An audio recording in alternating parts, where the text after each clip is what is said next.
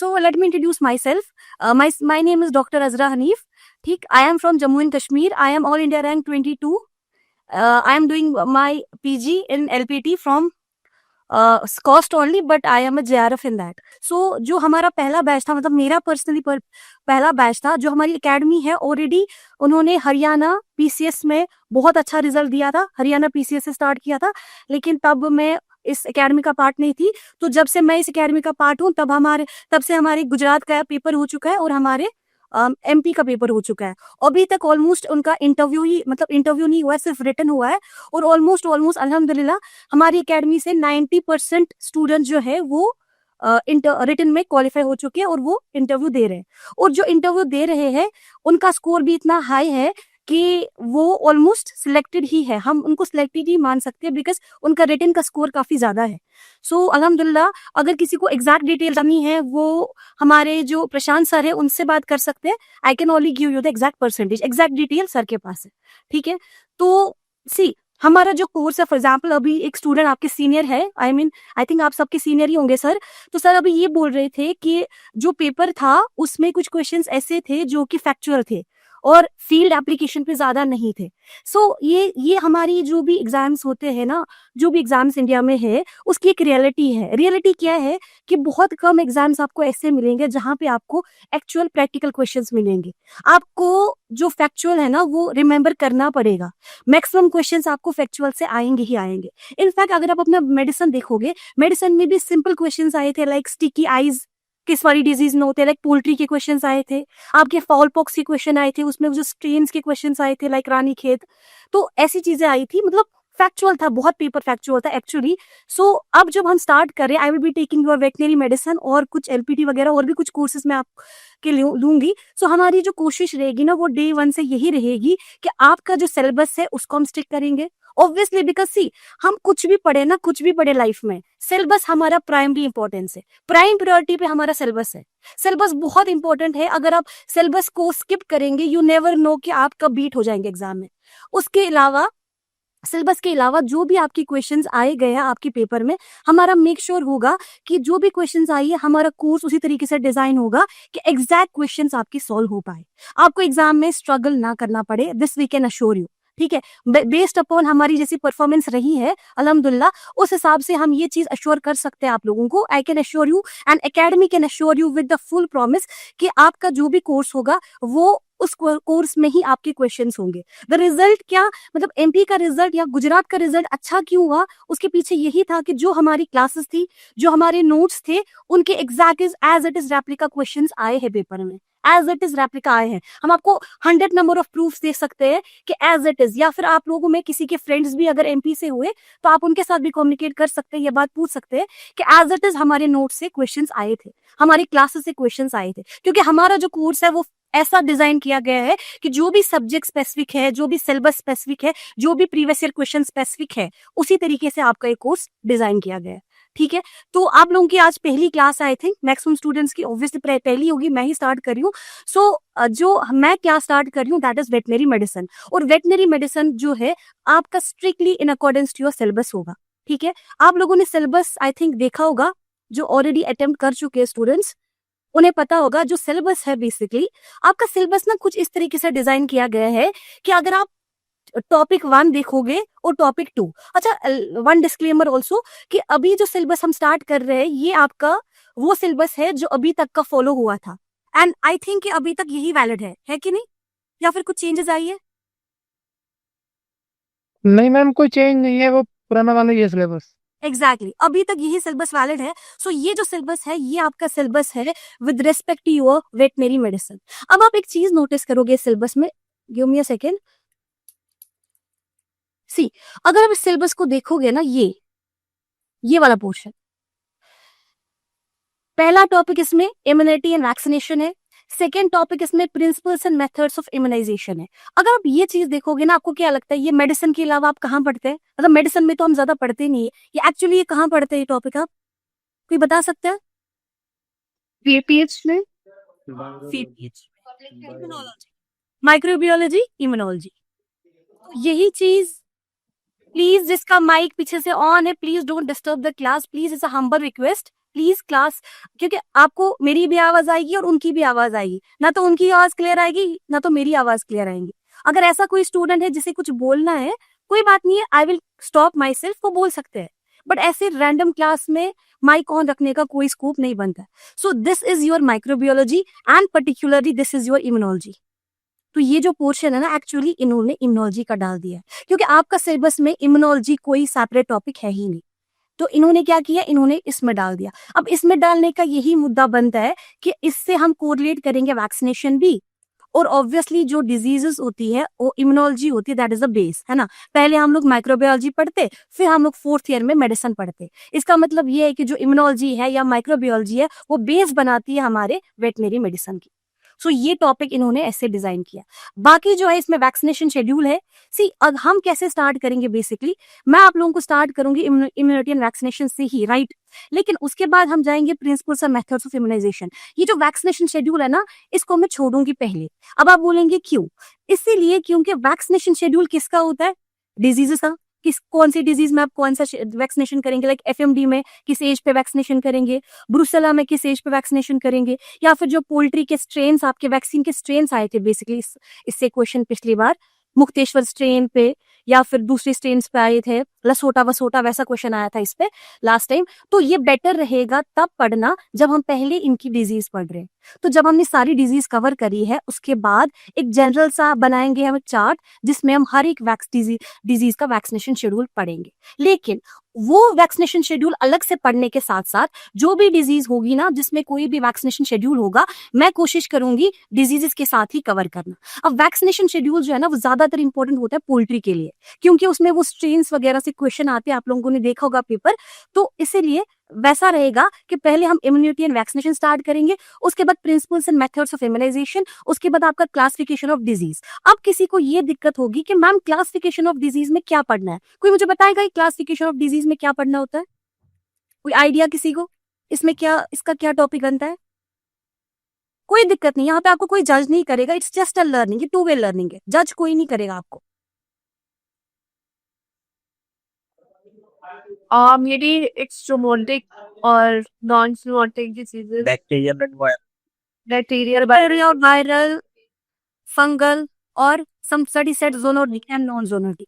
See, there is something called bacteria, virus, fungi को मैं एक चीज बोल सकती हूँ, इन्फेक्शियस डिजीजेस बोल सकती हूँ। Can I call it infectious diseases, जी मनीष। है ना। क्यों इन्फेक्शियस डिजीजेस, बिकॉज ऐसी डिजीजेस जो होती है वो कोई इन्फेक्शियस एजेंट करता है, चाहे वो इन्फेक्शियस एजेंट आपका बैक्टीरिया हो, चाहे वो इन्फेक्शियस एजेंट आपका वायरस हो, चाहे वो फंगई हो या फिर प्रोटोजोआ वगैरह हो। सो ये आपका एक इन्फेक्शियस डिजीज का क्लास आता है। लेकिन इन्फेक्शियस डिजीज के अंदर ही एक सब क्लास आता है जिसको हम बोलते हैं कंटेजियस डिजीजेस, ठीक है।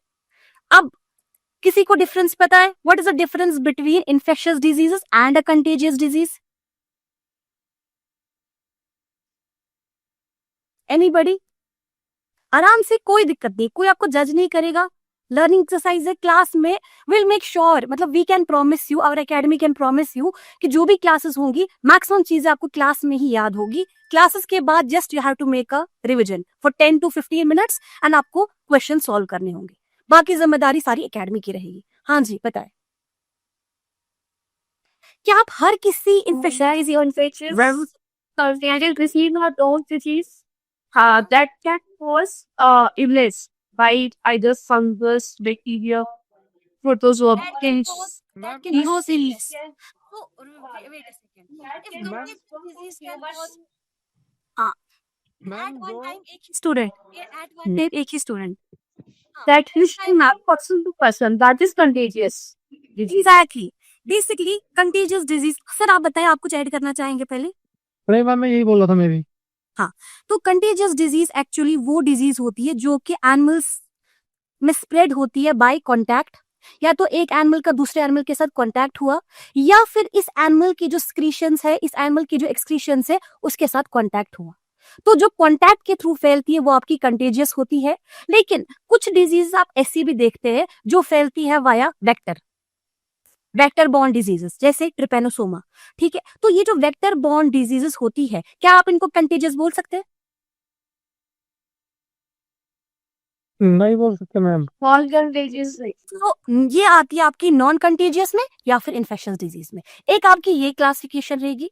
इसके अलावा आपका पीवाईक्यू एक क्वेश्चन आया था लास्ट टाइम, वो ये था कि फॉर एग्जाम्पल कुछ डिजीज होती है स्पोरोडिक, ये आपका स्पोरोडिक पे क्वेश्चन आया था, if I am not wrong ये क्वेश्चन आया था। कुछ होती है एपिडेमिक, कुछ होती है आपकी एंडेमिक, कुछ होती है आपका पेंडेमिक। सी इंडिया में जितनी भी स्टेट में एग्जाम्स हुए हैं ना, यकीन माने ये एक क्वेश्चन आएगा, ये एक क्वेश्चन आता आता है, तो ये आप मिस नहीं कर सकते हो। इफ यू इवन लुक आपका 2022 वाला पेपर, वही आपका रिसेंट एग्जाम हुआ है, उसमें भी इनफैक्ट उन्होंने स्पोरोडिक पे पूछा था। तो एक क्लासिफिकेशन जो डिजीज की है ना वो ये रहेगी। और इससे तो सब कोई मतलब आई थिंक अवेयर होगा, पैंडेमिक बहुत ही रिसेंट आया था। कौन सा पैंडेमिक था वो?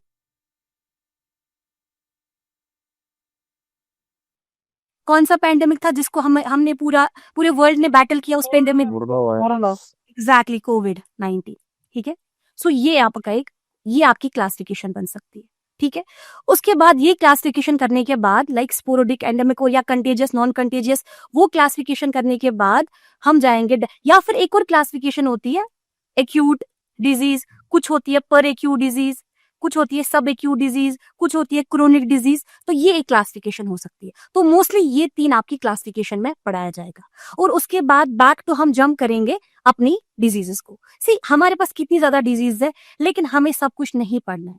हमें उतनी ही डिजीजेस पढ़नी है जितने आपके सिलेबस ने दिया गया है। और आपके सिलेबस में जो डिजीज है ना, एक्चुअली ये दो हिस्से में डिवाइड की गई है।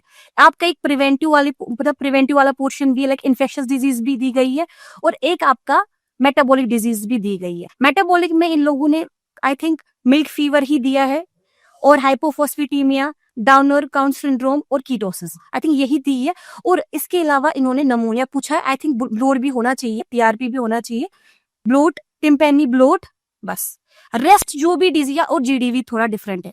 बाकी जो भी डिजीज दी गई है दैट इज सेम, जो हम पढ़ते रहते हैं, FMD, rinderpest, cowpox, PPR, canine distemper, तो ये सारी डिजीज इसी में दी गई। इन डिजीज के अलावा आपको कुछ भी नहीं पढ़ना है, और इतनी ही डिजीज में ही आपको क्वेश्चन आ जाएगा। इनफैक्ट इसमें आई थिंक पोल्ट्री की भी कुछ डिजीज होंगी, लाइक फाउल पॉक्स है, फाउल टाइफाइड है, प्लूरम डिजीज है, इनसे क्वेश्चन लास्ट टाइम, रानीखेत, इनसे क्वेश्चन लास्ट टाइम आए हैं।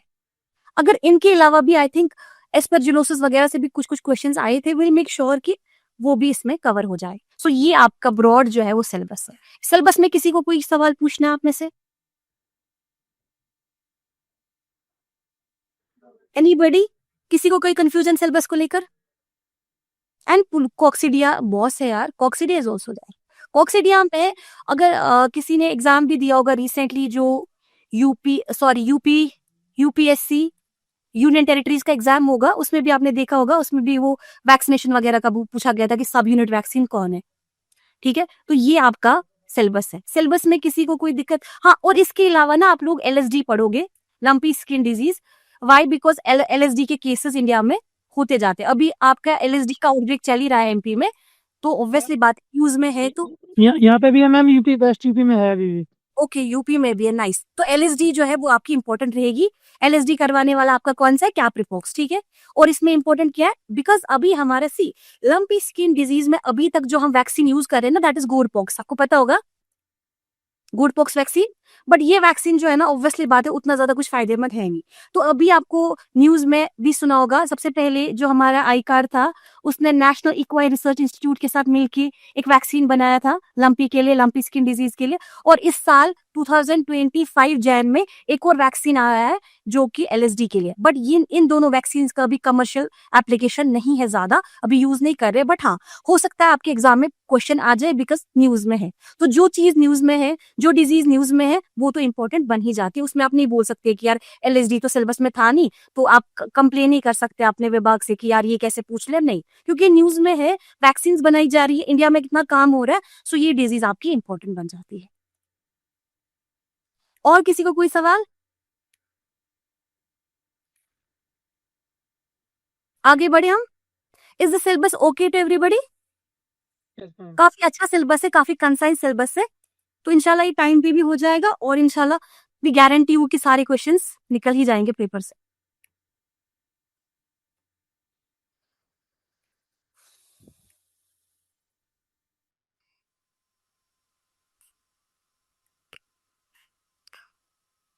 सी अब अब कोई सोचेगा मैम हिस्ट्री तो था नहीं सिलेबस में, अभी वाले सिलेबस में, तो आपने इस सवाल ये टॉपिक क्यों स्टार्ट किया? ठीक है, किसी का क्वेश्चन हो सकता है, मे बी हो. So the reason for this is this. 2022 वाले पेपर में ये क्वेश्चन भी था कि नहीं? हाँ मैम. हाँ. तो ये question father of veterinary medicine था, फादर ऑफ इम्यूनोलॉजी था.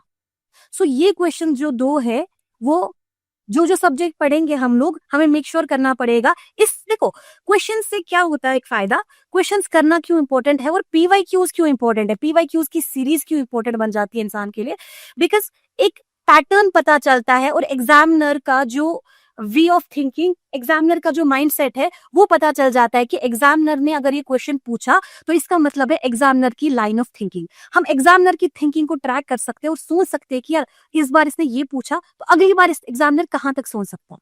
So because of this I thought कि जो जो सब्जेक्ट्स आपके होंगे एटलीस्ट उनका जो फादर वगैरह है वो तो पता रहनी चाहिए आप. सो फर्स्ट है आपका हिस्ट्री ऑफ मेडिसिन. सी अगर आप इस चीज को देखेंगे ना, बेसिकली जो एनिमल डिजीजेस है, ठीक है, एनिमल डिजीजेस पे एनिमल डिजीज कैसे होती है, इनका डायग्नोसिस कैसे किया जा सकता है, इनका मैनेजमेंट कैसे किया जा सकता है, इनका ट्रीटमेंट कैसे किया जा सकता है. एक्चुअली में ना बहुत सारे लोग थे, बहुत सारे साइंटिस्ट थे जिन्होंने इस चीज पे काम किया है. आप लोगों को आइडिया होगा कि बहुत सारी सिविलाइजेशन चली है, Greek civilization, Roman civilization, Egyptian civilization. तो डिफरेंट सिविलाइजेशंस में डिफरेंट लोगों ने इस पे काम किया है. तो एक्चुअली ना एक कंट्रोवर्सी है बेसिकली कि हम किसको मानेंगे फादर ऑफ वेटनरी मेडिसिन. अब ये कंट्रोवर्सी क्यों है? ये कंट्रोवर्सी इसीलिए है because too many people have worked in this field, क्योंकि बहुत सारे लोगों ने काम किया है. तो एक एक कंट्रोवर्सी चली कि हम किसको actually father of veterinary medicine बोलेंगे. ठीक है, अब बहुत ज्यादा मतलब आई मीन टेक्स्ट ने कुछ लिखा है, किसी टेक्स्ट ने कुछ लिखा होगा, लेकिन जो आपको एग्जैक्टली एग्जाम के लिए रिमेंबर करना है वो है आपके दो लोग.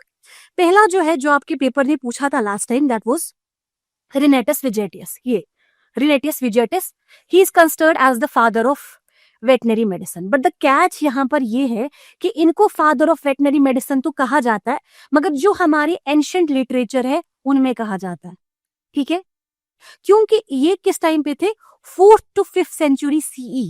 अगर किसी को आइडिया होगा हिस्ट्री वगैरह के बारे में, तो बुद्धिज्म जैनिज्म का पीरियड, किसी को आइडिया, एंशियंट टाइम्स में बुद्धिज्म और जैनिज्म का एक पीरियड जब था बुद्धिज्म एंड जैनिज्म का, लगभग उस टाइम पे, लाइक मौर्यन किंगडम, मौर्य सुना होगा आप में से किसी ने. तो मौर्यास के टाइम पे, जिस टाइम पे आपके अशोका वगैरह थे, तो उस टाइम पे जो रिनेटस वेजेटस है वो एग्जिस्ट करते थे और उस टाइम पे उन्होंने वेटनरी में मेडिसिन में काम किया. उनका जो मेन काम था रिनेटस वेजेटियस का, उसका काम था, उन्होंने बुक्स लिखी है हॉर्सेस पे कि हॉर्स एंड म्यूल्स को कैसे ट्रीट किया जा सकता है, कि हॉर्स एंड म्यूल्स में कौन कौन सी डिजीज हो सकती है और उनको उस डिजीज को कैसे ट्रीट किया जा सकता है. इस पे इन्होंने एक किताब लिखी थी, अजीब नाम है ऑब्वियसली क्योंकि ये इंडियन तो थे नहीं, डाइजेस्टा आर्टिस म्यूक्यूलो मेडिसना, म्यूलो मेडिसना, मतलब इन्होंने अपनी किताब का नाम यही रखा था. और इस किताब में इन्होंने लिखा था कि जो हॉर्सेस होते हैं और जो म्यूल्स होते हैं, इनमें जो डिजीज होती है वो कैसे होती है, उन डिजीज को कैसे ट्रीट किया जाएगा. तो क्योंकि इन्होंने इतना काम किया था 4th to 5th सेंचुरी में, तो इनको माना जाता है as the father of veterinary medicine. लेकिन जो हमारे नए टेक्स्ट है, जो हमारी नई बुक्स है, वो किसको मानते हैं father of veterinary medicine? Claude Bourgelat को. अब आपके दिमाग में ये क्वेश्चन आया होगा कि यार इनको क्यों मानते, इन्होंने भी क्या कोई बुक लिखी है? नहीं, इन्होंने कोई बुक नहीं लिखी है, बेसिकली इन्होंने कुछ और काम किया है. आप लोगों में से किसी को पता है कि फर्स्ट ह्यूमन डिजीज जिसको इरेडिकेट किया गया है सबसे पहला, कोई बता सकता है? Which is the first human, पहली ह्यूमन डिजीज कौन सी है जिसको इरेडिकेट, जो दुनिया में अब एग्जिस्ट नहीं करती लेकिन पहले करती थी?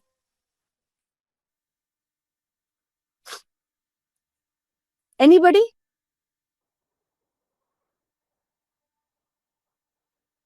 Smallpox. Small box.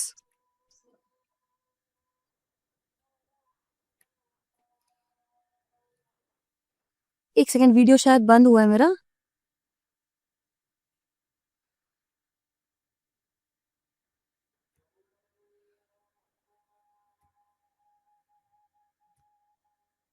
Okay, not sign. Sorry for the interruption.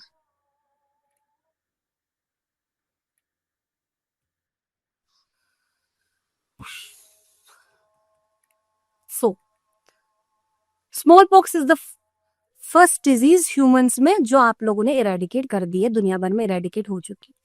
तो जो हमारे एनिमल्स है उनमें कौन सी पहली डिजीज है जिसको इरेडिकेट किया गया है? अब जो नहीं है, पहली थी एनिमल्स में। मैम रिंडरपेस्ट है क्या? एग्जैक्टली, वेरी नाइस, रिंडरपेस्ट है ना। आज तो रिंडरपेस्ट है नहीं, बट रिंडरपेस्ट में अब कोई क्वेश्चन नहीं आता। रिंडरपेस्ट में सिर्फ उसकी हिस्ट्री आती है, क्योंकि अब तो ये होती नहीं, अब तो इरेडिकेट की गई। अच्छा, कोई बताएगा रिंडरपेस्ट को वर्ल्ड से कब इरेडिकेट किया गया, और इस रिंडरपेस्ट को इंडिया से कब इरेडिकेट किया?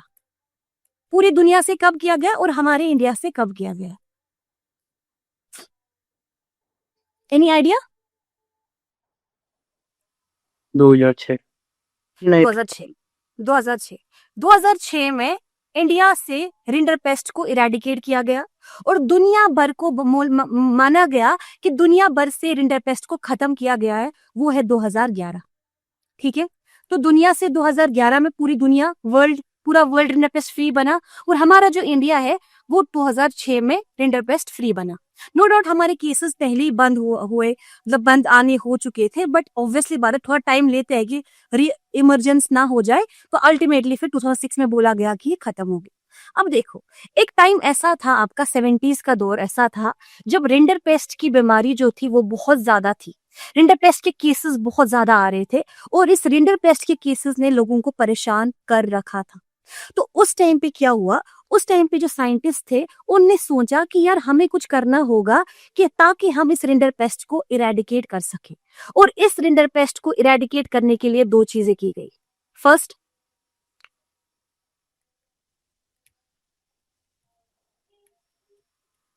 रिंडरपेस्ट को इरेडिकेट करने के लिए आपका फर्स्ट वेटनरी स्कूल बनाया गया। पहला वेटनरी स्कूल जहां पे बोला गया कि वेटनेरियंस को ट्रेन करो ताकि ये वेटनेरियंस जो है ये रिंडरपेस्ट को खत्म करने में हमारे काम आ सके। क्योंकि दुनिया भर में नीड फील हुई कि यार एनिमल्स में ऐसी भी डिजीज हो सकती है जो कि बहुत डेडली हो सकती है, जो कि प्रोडक्शन लॉस कर सकती है, जो कि एनिमल्स की जो मिल्क प्रोडक्शन है उसके लॉसेस कर सकते हैं, जो कि इकोनॉमिक लॉस कर सकता है। तो एक जरूरत महसूस हुई थी कि यार ऐसा स्कूल बनाओ, वेटनरी स्कूल, जहां से हम वेटनेरियंस को निकाल सके, जहां से वेटनेरियंस प्रोड्यूस हो सके।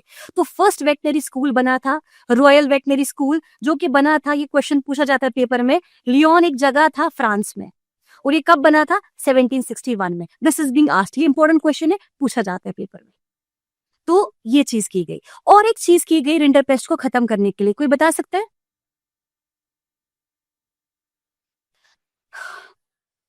रिंडरपेस्ट को खत्म करने के लिए बना गया OIE। Do you know what is OIE? किसी को पता है OIE क्या होता है? हाँ, ट्राई करो, नो नो इश्यूज।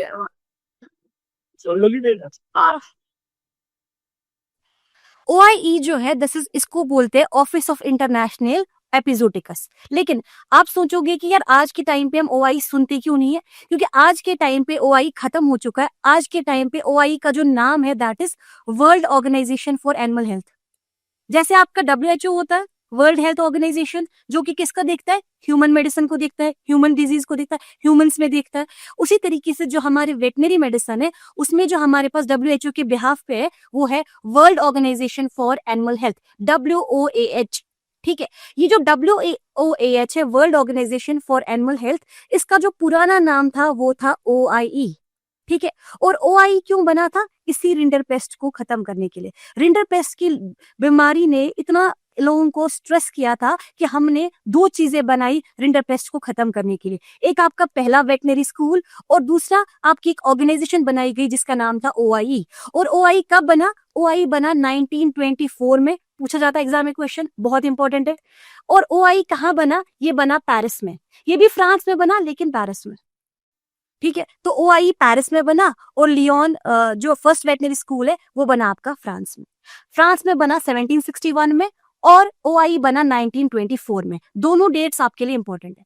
ठीक, अब आप सोचेंगे कि मैम आप तो ये पढ़ा रहे थे कि क्लॉडी बर्गोलेट को father of veterinary medicine, modern veterinary medicine क्यों कहे हम? क्योंकि ये जो फर्स्ट वेटनरी स्कूल था जो 1761 में बना था, इसको जो बनाने वाले थे वो थे आपके क्लॉडी बर्गोलेट। अब आपके एग्जाम में डिपेंड करता है एग्जामिनर की जो लैंग्वेज है वो क्या है। अगर एग्जामिनर ने सिंपली पूछा कि फादर ऑफ वेटनरी मेडिसिन कौन है और ऑप्शन में सिर्फ रिनेटस वेजेटिस है, तो आप लोग आंख बंद करके लगा सकते हो ऑप्शन। लेकिन अगर एग्जामिनर ने ऐसा क्वेश्चन पूछा कि father of modern veterinary medicine क्यों है, कौन है, तब जाके आएगा क्लॉडी बर्गोलेट। अब आप लोगों के दिमाग में हो सकता है ये क्वेश्चन आए कि आप उसको मॉडर्न क्यों कहते हैं। देखो 4th to 5th century BC जो होता है ना, वो पुराना टाइम होता है, ये आपका एंशियंट टाइम्स है। तो ये एंशियंट टाइम में थे रिनेटस वेजेटिस। लेकिन 1761 या फिर 1712 to 1779 ये आपका मॉडर्न टाइम्स होता है, इसीलिए आप इनको कंसिडर किया जाता है father of modern veterinary medicine. ठीक, उसके बाद हिपोक्रेट्स। हिपोक्रेट्स ऐसे इंसान है जिनका नाम बहुत कॉमन लिया जाता है। किसी को ये भी लगता होगा शायद Hippocrates he father of medicine है, लेकिन हिपोक्रेट्स जो है he is the father of medicine, मगर किस में? आपके ह्यूमन मेडिसिन में। तो हिपोक्रेट्स जो होते हैं वो फादर ऑफ ह्यूमन मेडिसिन है।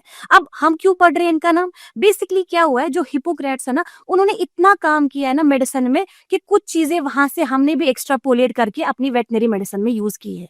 ठीक है, क्योंकि हम बहुत सारी चीजें हिपोक्रेट्स ने जो भी उस टाइम पे मतलब फाइंडिंग्स की थी, जो भी स्टडी दी थी, तो वो चीजें हम भी एज वेटनरी मेडिसिन में यूज करते हैं, तभी इनका नाम जो है वो हमारे लिए इंपॉर्टेंट होता है। हमारा हक है कि हम उनके बारे में जाने, but he is actually the father of human medicine.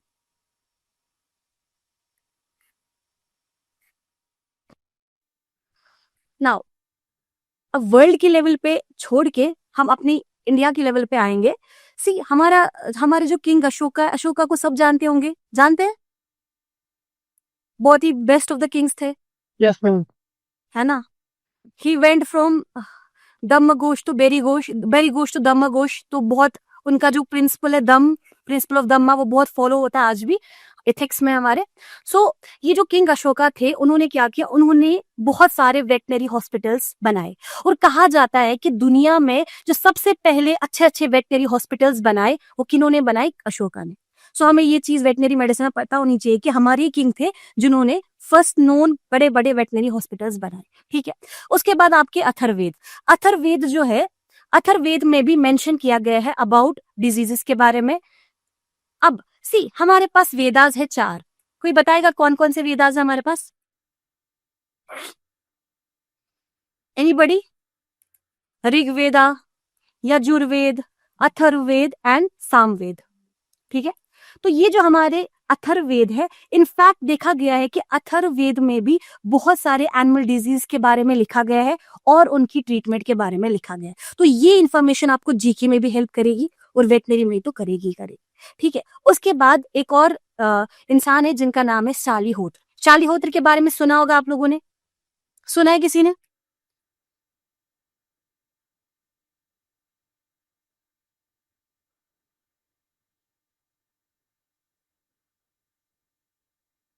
कोई आइडिया नहीं? फर्स्ट नोन वेटनेरियन कौन थे? सी शालिहोत्र जो है ये दुनिया के सबसे पहले first veterinarian in the world थे।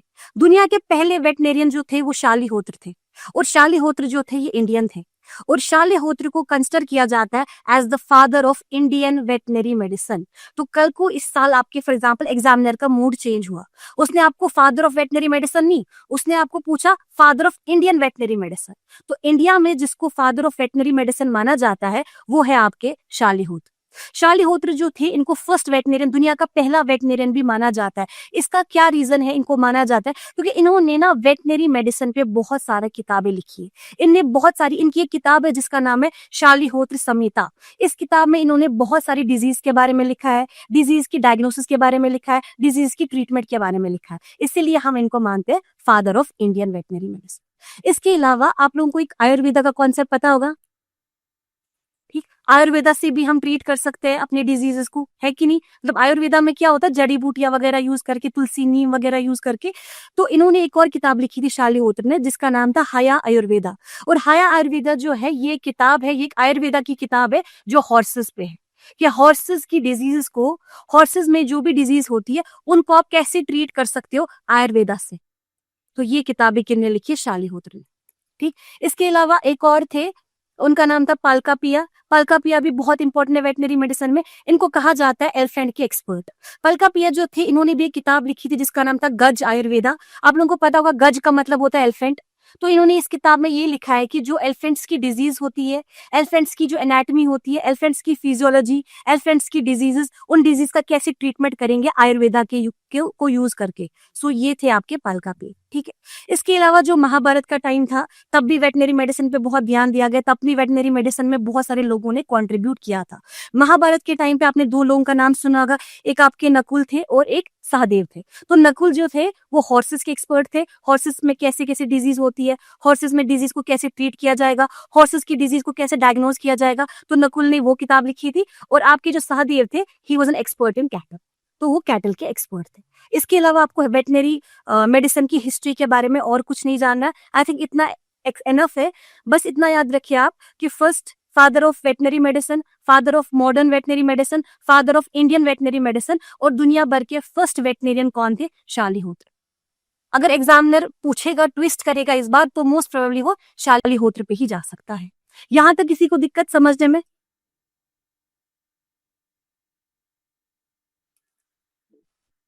यहां तक सबको क्लियर है?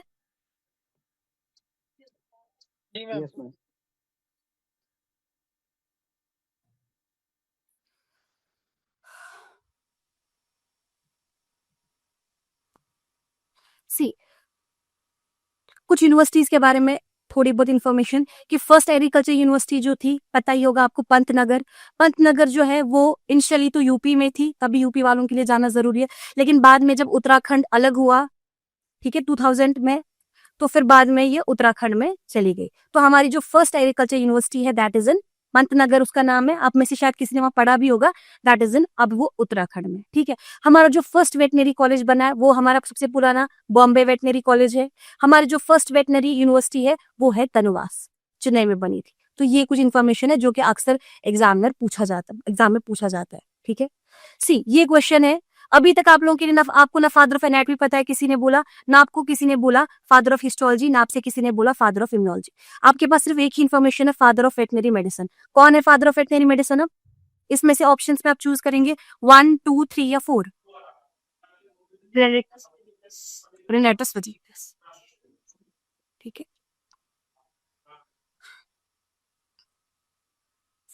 अब हम वेटनरी मेडिसिन के बारे में पढ़ रहे हैं, तो डेफिनेशन से स्टार्ट करेंगे कि वेटनरी मेडिसिन एक्चुअली होता क्या है। कोई बताएगा? आप में से आप ही बता दो, आपको भी पता होगा ये सब, कुछ नया नहीं है।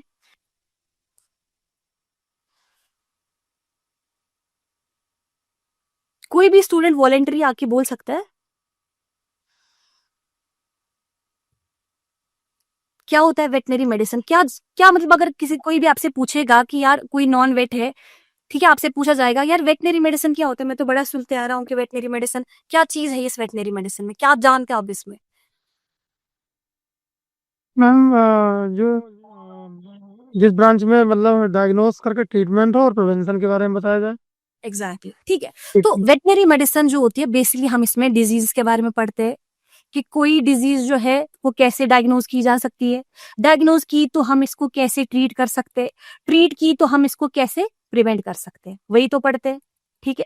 अब जो ये वेटनरी मेडिसिन है, इसका ना दो ब्रांच होता है। एक को हम बोलते हैं क्यूरेटिव मेडिसिन या फिर क्लिनिकल वेटनरी मेडिसिन, और दूसरे को हम बोलते हैं प्रिवेंटिव वेटनरी मेडिसिन। ठीक है। दो ब्रांचेस में डिवाइड किया गया है, क्लिनिकल वेटनरी मेडिसिन और प्रिवेंटिव वेटनरी मेडिसिन। ठीक है। कोई बता सकता है क्या डिफरेंस है क्लिनिकल में और प्रिवेंटिव में? मैम क्लिनिकल वाली बीमार होने के बाद दी जाती है, प्रिवेंशन में पहले ही दी जाती है बीमार होने से। है ना। तो जो क्लिनिकल वेटनरी मेडिसिन है, ये किस पे फोकस करेगी? एक तो ये फोकस करेगी डिजीज की डायग्नोसिस पे और डिजीज के ट्रीटमेंट पे। हम कह सकते हैं कि clinical medicine, veterinary medicine reactive होती है, हम इसमें रिएक्ट करते हैं, रिएक्टिव मेडिसिन है ये। क्यों? क्योंकि इसमें हमें डायरेक्टली डिजीज देखनी है। अब तो हम कुछ नहीं कर सकते, डिजीज तो हो चुकी है। हमारा क्या है, we have to diagnose a disease, उसके बाद हमें ट्रीट करना है। लेकिन प्रिवेंटिव मेडिसिन, वेटनरी मेडिसिन में क्या, यहाँ पर हमारा फोकस जो होगा वो कैसे डिजीज को कंट्रोल किया जाएगा और कैसे डिजीज को प्रिवेंट किया जाएगा। कंट्रोल एंड प्रिवेंशन पे फोकस है। कोई बताएगा डिजीज को कैसे प्रिवेंट किया जा सकता है? कैसे प्रिवेंट होगा? Immunization. वैक्सीनेशन इम्यूनाइजेशन करके, तभी आपके टॉपिक में लिखा ही गया है इम्यूनाइजेशन, वैक्सीनेशन या फिर इम्यूनाइजेशन करके, ठीक है। आप लोगों को कोई आइडिया है अभी इंडिया में हमारी किसी डिजीज पे कोई वैक्सीनेशन प्रोग्राम चल रहा है? एफएमडी को चल रहा है मैम। कौन सा प्रोग्राम चल रहा है एफएमडी पे? एफएमडी पे कौन सा प्रोग्राम चल रहा है? आपके बैकग्राउंड से शोर आ रहा है कि किसी और का माइक खुला है? हाँ बोले आप तो बोले, बस मैंने पूछने के लिए बोला था। आप लोगों ने सुना होगा हमारे पास एक national animal disease control programme है, सुना है किसी ने? National, yes ma'am. बहुत इंपॉर्टेंट है, ये क्वेश्चन आ जाता है, मैं दिखाऊंगी कैसे क्वेश्चन आया था इस बार, पिछली बार भी आपके पेपर में।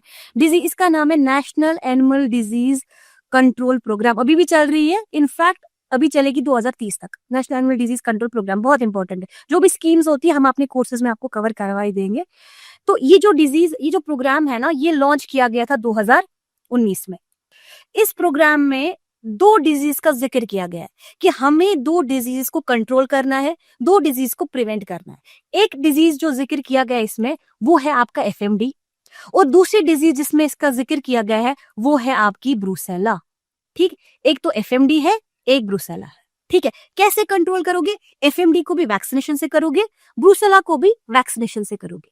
अब क्वेश्चन क्या लास्ट टाइम आपके पेपर में आया था, देखो इन लोगों का अभी हमारा जो फोकस है ना इस प्रोग्राम का, वो ये है कि हम चाहते हैं 2026 तक हम, या 25-26 तक हम एफएमडी और ब्रूसेला को कंट्रोल करें।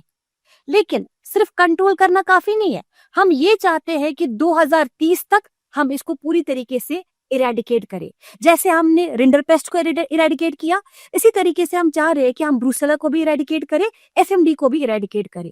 क्यों करना चाहते हैं इरेडिकेट? बिकॉज हमारी ऑब्वियसली बात है, मेन तो हमारा इकोनॉमिक लॉस है, क्योंकि हमारा इकोनॉमिक लॉस इन डिजीज से बहुत ज्यादा होता है। क्योंकि अब एफएमडी में आप लोगों को पता होगा कि एफएमडी में मोर्टिलिटी का खतरा नहीं, एफएमडी में मोर्बिडिटी का खतरा है, कि 100% इसकी मोर्बिडिटी रहती है, तो वो हमारे लिए दिक्कत का सबब बनता है। और ब्रूसेला में भी हमारे वो अबॉर्शंस वगैरह का ही दिक्कत है, इस वजह से हम चाहते हैं कि हम इनको कंट्रोल करें बाय 2025-26 एंड देन उसको इरेडिकेट करें बाय 2030। अब इन दोनों को कैसे इरेडिकेट किया जा सकता है? जाहिर सी बात है, वैक्सीनेशन करोगे। सो एफएमडी में कौन सा वैक्सीनेशन करते हैं, ये आपका आया था 2022 का क्वेश्चन। कोई बताएगा कौन सा वैक्सीन करते हैं? वैक्सीन का नाम नहीं, वैक्सीन की स्ट्रेन बेसिकली इंपॉर्टेंट है। रक्षा जू भी है, बहुत सारे सी एफएमडी। आपके पेपर रक्षा वक्षा पे नहीं आया था, आपका पेपर जो आता है ना, जो मैंने नोटिस किया, वो ज्यादातर स्ट्रेन पे आता है कि वैक्सीन का कौन सा टाइप है, वैक्सीन की कौन सी स्ट्रेन है, रानीखेत है तो लसोटा कहाँ से, मुक्तेश्वर कहाँ से, R2B कहाँ से, मतलब ऐसी चीजें पूछी जाती है। या फिर आपका जो क्वेश्चन आया था ना 2022 में एफएमडी पे, वो था टिश्यू कल्चर पॉलीवैलेंट वैक्सीन। हाँ हाँ बताए, कोई कुछ बोलना चाह रहा है? बोले सर, कुछ बोलना चाह रहे हैं आप? तो क्वेश्चन था पॉलीवैलेंट वैक्सीन, सॉरी वैक्सीन। अब एफएमडी में कौन सा वैक्सीन करते, एक ऑप्शन था उसमें पॉलीवैलेंट, और पॉलीवैलेंट ही आंसर है। कोई बताएगा क्यों?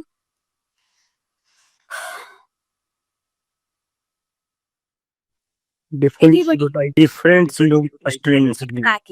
सी एफएमडी में कितने सीरोटाइप्स आपके पास रहते हैं? 7 सीरोटाइप्स है ना। OAC, SAT1, SAT1, SAT2, SAT3। लेकिन इंडिया में अभी सी है नो, तो 1995 से हमने सी को खत्म कर दिया। तो अभी हमारे पास सी स्ट्रेन नहीं है, तो वैक्सीनेशन देकर क्यों ही मेहनत करनी है, सी स्ट्रेन को निकाल दो। अब ये जो SAT1, SAT2, SAT3 है, सैट का क्या मतलब होता है? South African territories. तो ये साउथ अफ्रीकन में है, तो हमारे एशिया का क्या ही दिक्कत है, हम तो एशिया वाले, तो ये भी हमारे काम की नहीं है। बची कौन सी स्ट्रेन? एक तो ओ स्ट्रेन, एक ए स्ट्रेन, एक एशिया स्ट्रेन। अगर इस बार क्वेश्चन आते ना, इनफैक्ट बहुत सारे स्टेट्स में, मैंने आईकर में भी इनफैक्ट मैंने ये चीज देखी कि इन तीनों स्ट्रेन्स पे क्वेश्चन आता है, बहुत कॉमन क्वेश्चन है। आईकर में तो हर ही साल पूछते हैं वो लोग, और डिफरेंट स्टेट में भी, कि हम कौन सा वैक्सीनेशन देंगे, OA एशिया 1। अब अगर आप जो आप वैक्सीन देते हो ना, उसमें ये 3 स्ट्रेन्स रहते हैं, OA एशिया 1, अब इसको क्या बोलोगे? पॉलीवैलेंट। तो इसीलिए हम इसको देते हैं, बोलते हैं, इसीलिए उन्होंने लिखा था, इसका नाम ही होता है टिश्यू कल्चर पॉलीवैलेंट वैक्सीन। तो इसीलिए वो क्वेश्चन आया था पेपर में। ठीक है, तो अब आप देखोगे मतलब 4 मंथ्स पे करोगे, उसके बाद बूस्टर करोगे 6 मंथ्स के बाद, उसके बाद एनुअली जो भी रिपीट करोगे, तो जो भी इसका वैक्सीनेशन शेड्यूल होगा वो इंपॉर्टेंट है। लेकिन ये जो वैक्सीन है ना, कोई बताएगा क्या ये लाइव वैक्सीन देते हैं या फिर इनएक्टिवेटेड देते हैं? Inactivated, killed vaccine देती है। Killed vaccine. Why killed? क्यों देते किल्ड? लाइव क्यों नहीं दे सकते? उसमें स्ट्राइन और वो होते हैं। हाँ एग्जैक्टली। अगर आप दोगे ना लाइव वैक्सीन, तो चांसेस है ना कि उसको डिजीज हो जाए, है ना चांस। और अगर डिजीज होगी, अब डिजीज से तो दिक्कत नहीं थी, मोर्बिडिटी इतनी ज्यादा है कि पूरा का पूरा फ्लॉक जो है ना वो इफेक्ट हो जाएगा और हमारे हो जाएंगे इकोनॉमिक लॉसेस। तो हम इसमें कैसे देते हैं? किल्ड वैक्सीन देते, इनएक्टिवेटेड वैक्सीन देते।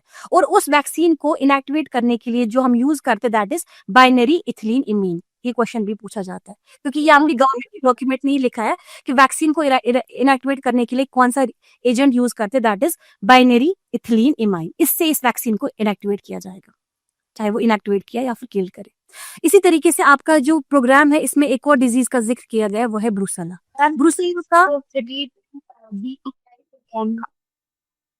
जी क्या बोल रहे हैं? DER stands for binary ethylene imine. I am writing it, binary ethylene imine. एक तो वैक्सीन को इनएक्टिवेट करने के लिए आप लोग, I think it's inactivated vaccine को इनएक्टिवेट करने के लिए बाइनरी इथिलीन इमीन देते हो। इमीन है, अमाइन इमीन। और इस वैक्सीन को, क्योंकि ये वैक्सीन इनएक्टिवेटेड है, तो वैक्सीन की एफिशिएंसी को बढ़ाने के लिए हम एक एडजुवेंट यूज करते हैं। ये भी गवर्नमेंट की डॉक्यूमेंट में दिया गया है। एडजुवेंट वो चीज होती है जिसको जब वैक्सीन के साथ देते हैं ना, उससे वैक्सीन की पोटेंसी, वैक्सीन की एफिशिएंसी, एफिकेसी बढ़ती है। तो जो एफएमडी का जो वैक्सीन है, इसमें जो एडजुवेंट यूज करते हैं उसका नाम है मोन्टेनाइड। सो मोन्टेनाइड इज योर एडजुवेंट। अगर आपको पढ़ाएंगे हम आगे जब डिजीज पढ़ाएंगे, डोंट वरी, ठीक है। तो अब आप ब्रूसेला के लिए जब आप वैक्सीन करोगे, तो ब्रूसेला की वैक्सीनेशन की एज क्या होती है, कोई बताएगा? किस एज पे ब्रूसेला के वैक्सीन देते हैं और किसको देते हैं? मेल्स, फीमेल्स या बोथ? फीमेल। एग्जैक्टली।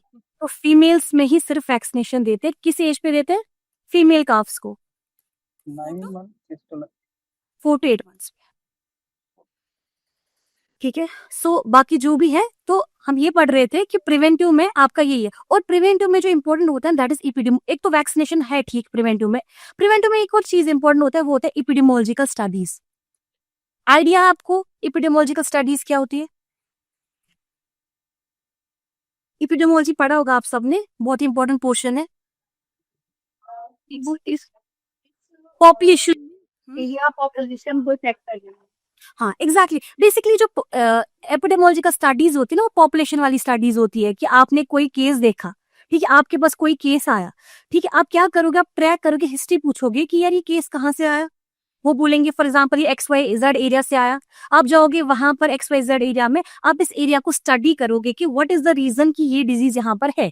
अब आप यहाँ पर स्टडी करोगे कि यार, स्टडीज भी इसमें टाइप्स होते हैं, बेसिकली अलग ही टॉपिक बन जाएगा। इसमें क्रॉस सेक्शनल स्टडीज होती है।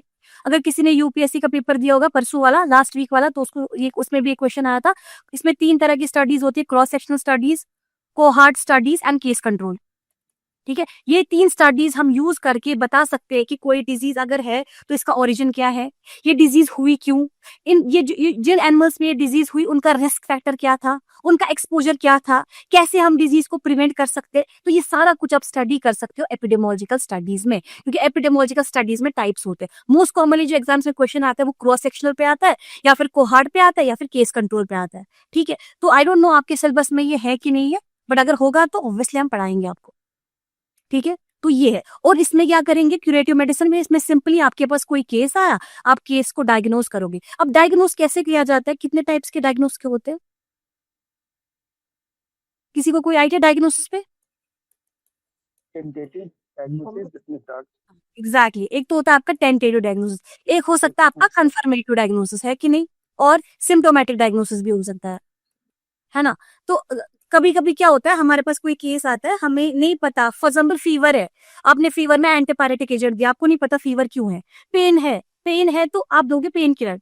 आप तब, या फिर किसी को कोई इन्फेक्शन है, आप दोगे ब्रॉड स्पेक्ट्रम एंटीबायोटिक्स। आपको नहीं पता कि इन्फेक्शंस का कॉज कौन है, अब ये स्टाफ की वजह से इन्फेक्शन है, स्ट्रेप की वजह से इन्फेक्शन है, किस एजेंट की वजह से इन्फेक्शन है, वो तब पता चलेगा जब आप इसमें क्या करोगे, लैब डायग्नोसिस करोगे, या फिर आप इसमें कोई पैथोलॉजिकल स्टडी करोगे, या फिर इम्यूनोलॉजिकल स्टडी करोगे, उसके बाद पता चलेगा। और जब आप डायग्नोज करते हो based upon the lab study, laboratory में स्टडी करके, क्लिनिकल एग्जामिनेशन भी की, उसके बाद टेस्ट भी भेजा लेबोरेटरी, उसके बाद पैथोलॉजिकल स्टडी भी करी, उसके बाद एक्सरे भी किया, उसके बाद यूएसजी भी करा, तो उसके बाद जो आपको डायग्नोज दोगे दैट इज कंफर्मेटेड डायग्नोसिस। इसी तरीके से बस सिम्टम्स देख कर दिए तो वो भी आपका सिम्टोमेटिक ही होता है, ठीक है। इसी तरीके से होती है ट्रीटमेंट। ट्रीटमेंट के भी टाइप्स होते हैं। कौन कौन से टाइप्स होते हैं ट्रीटमेंट में?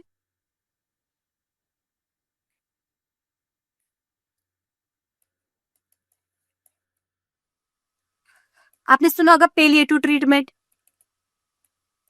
एक होता है हीलियो ट्रीटमेंट, एक होता है आपका रैशनल ट्रीटमेंट, empirical, होता है आपका एम्पेरिकल ट्रीटमेंट। वेरी नाइस, ठीक है। तो rational भी होता है मैम, rational या rational, हाँ, जैसे फॉर एग्जाम्पल आपका रैशनल ट्रीटमेंट है। रैशनल ट्रीटमेंट कौन सी ट्रीटमेंट होगी? scientific method of treatment, scientific method. For example see, आपने क्या किया, आपको पता है एक एनिमल को बीमारी है, ठीक है, आपको फॉर एग्जाम्पल इसको कोई इन्फेक्शन है, ठीक है, आपने क्या किया, आपने इसका इन्फेक्शन जो है, आपने इसका सीरम सैंपल वगैरह लिया, आपने सैंपल भेजा, आपको पता चला कि इसका स्ट्रेप का इन्फेक्शन है, स्ट्रेप्टोकोकस का, तो अकॉर्डिंगली आप स्ट्रेप्टोकोकस के खिलाफ जो भी एंटीबायोटिक है वो दे रहे हो। आपको पता है कि इन्फेक्शन कौन है, आपको पता है कि कॉजेटिव एजेंट कौन है, आपको पता है इस कॉजेटिव एजेंट का ड्रग कौन है, आपको पता है इस ड्रग की फार्माकोलॉजी क्या है, ये ड्रग इस डिजीज को कैसे ट्रीट करेगा। That is your rational treatment, जहां पर आप बस आंख बंद करके ट्रीट नहीं कर रहे हो, यू नो कि ड्रग का पैथोलॉजी क्या है, ड्रग का फार्माकोलॉजी क्या है, डिजीज की पैथोलॉजी क्या है। उस बेसिस के बाद आप जो ट्रीटमेंट दोगे वो आपकी रैशनल ट्रीटमेंट बनेगी। रैशनल नाम से ही समझना, बोलते ना कि रैशनल जजमेंट दे दो, ठीक है, सोच समझ के। आपका एम्पेरिकल ट्रीटमेंट क्या होता है?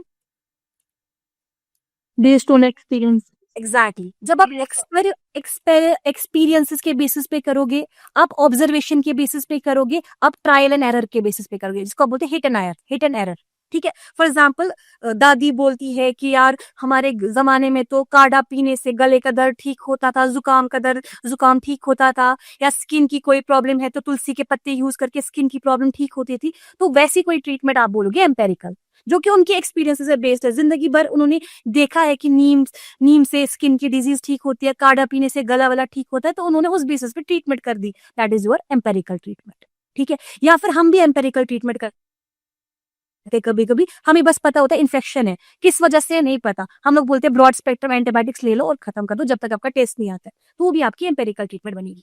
अब नेक्स्ट है आपका पेलिएटिव। पेलिएटिव ट्रीटमेंट कौन सी ट्रीटमेंट होती है? incurable disease के लिए मैम जो किया जाता है, फॉर एग्जाम्पल कैंसर है, ठीक है, अब बोला गया है कि मेटास्टासिस है, टाइप 4 मेटास्टासिस है, लास्ट स्टेज है, अब क्या कर सकता है बंदा? कुछ भी नहीं। तो आप उसमें क्या किया जाता है, पेशेंट को अच्छे से बेडिंग दो, है ना, पेशेंट को जो भी फॉर एग्जाम्पल पेन है तो पेन किलर दो। ये पता है कि पेशेंट ठीक नहीं होगा, बट ये है कि पेशेंट की जो सफरिंग है उसको कम करने के लिए, पेशेंट बेचारे को जो सफरिंग है हम बस उसको कम करें। हमें पता है कि पेशेंट क्यूर नहीं हो सकता, पेशेंट ठीक नहीं हो सकता, तो वैसी ट्रीटमेंट को आप बोलोगे पेलिएटिव ट्रीटमेंट। एक और होती है हीलियो। हीलियो ट्रीटमेंट क्या होती है? हीलियो वर्ड सुना होगा आपने, हीलियो कहाँ से आता है? सन जो लाइट होती है सनलाइट के लिए यूज करते हैं, तो सनलाइट से जो ट्रीटमेंट, मतलब सन से जो ट्रीटमेंट होती है, सनलाइट से, वो आपकी हीलियो ट्रीटमेंट है। फॉर एग्जाम्पल किस ट्रीटमेंट में सनलाइट दी जाती है? रिकेट्स के लिए मैम विटामिन डी डिफिशियंसी, क्यों देते हैं रिकेट्स के लिए? विटामिन डी डेफिशिएंसी ना, या फिर कैल्शियम की डेफिशिएंसी अगर किसी को है तो आप दोगे उसमें। क्यों देंगे सन ट्रीटमेंट, कोई बता सकता है? इंशाल्लाह में आप लोग याद है 6 to 8 months, आई थिंक 4 नहीं है, 6 to 8 months। हाँ बताओ। स्किन में आपने पढ़ा होगा, वो स्किन में होता है 7 डिहाइड्रो कोलेस्ट्रॉल, ठीक है। तो जब इस सनलाइट पड़ती है स्किन पे तो जो 7 डिहाइड्रो कोलेस्ट्रॉल है वो क्या हो जाता है, वो कन्वर्ट हो जाता है 25 हाइड्रो, पहले वो कन्वर्ट हो जाएगा कोलिकैल्सिफेरॉल में, उसके बाद कोलिकैल्सिफेरॉल जो होता है वो जाता है लिवर में, लिवर में वो कन्वर्ट होता है 25 हाइड्रोक्सी कोलिकैल्सिफेरॉल, उसके बाद ये जाता है किडनी में, किडनी में जा होता है कन्वर्ट इनटू 1,2,5 डाइहाइड्रोक्सी कोलिकैल्सिफेरॉल। जो 1,2, ये भी क्वेश्चन आया था, है कि नहीं सर? आया था active form of vitamin D. जी ये भी मैम, जी क्वेश्चन मैम। हाँ, ये भी क्वेश्चन आया था, active form of vitamin D कौन सा है। तो ये जो आपने सनलाइट ली, सनलाइट लेने के बाद स्किन जो होता है ना, स्किन में प्रेजेंट ही होता है 7 डिहाइड्रो कोलेस्ट्रॉल, लेकिन ये 7 डिहाइड्रो कोलेस्ट्रॉल जो है वो कन्वर्ट नहीं होगा कोलिकैल्सिफेरॉल में, क्योंकि इसको कन्वर्ट करने के लिए चाहिए होती वेवलेंथ, एक यूवी लाइट की वेवलेंथ, वो तब मिलेगी जब सनलाइट पड़ेगी। सनलाइट पड़ी तो उसने उसको कन्वर्ट किया कोलिकैल्सिफेरॉल में। कोलिकैल्सिफेरॉल जो होता है ना, दिस इज विटामिन, क्या बोलते हैं इसको कोलिकैल्सिफेरॉल को? कोई बताएगा कौन सा विटामिन होता है? D3 ma'am. Vitamin D. जी।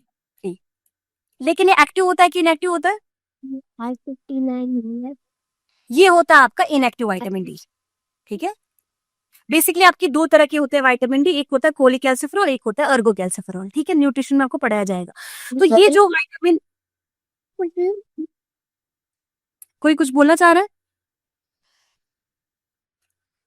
तो कभी कभी ना गलती से भी आपका माइक ना ऑन रह जाता है, you don't intend to do it, कभी कभी हो जाता है गलती से। प्लीज मेक श्योर करें कि दूसरों को डिस्टर्ब ना करे, जो उनको मेरी आवाज के साथ साथ कुछ और आवाज भी सुनने की मिलेगी तो उनको क्लियर नहीं आएगा। ठीक है, तो ये जो कोलिकैल्सिफेरॉल होता है, विटामिन डी होता है, ये एक्टिव नहीं है, ये आपका कैल्शियम एब्जॉर्प्शन में हेल्प नहीं करेगा। इसको अगर कैल्शियम एब्जॉर्प्शन करना है, उसके लिए इसको कन्वर्ट होना पड़ता है उसके एक्टिव फॉर्म में, और इसको एक्टिव फॉर्म में कन्वर्ट करने के लिए दो चीजों की जरूरत पड़ती है, एक आपका लिवर और आप एक की किडनी। ठीक है, लिवर में क्या होता है, लिवर में ये कोलिकैल्सिफेरॉल जो है वो कन्वर्ट हो जाएगा 25 हाइड्रोक्सी कोलिकैल्सिफेरॉल में।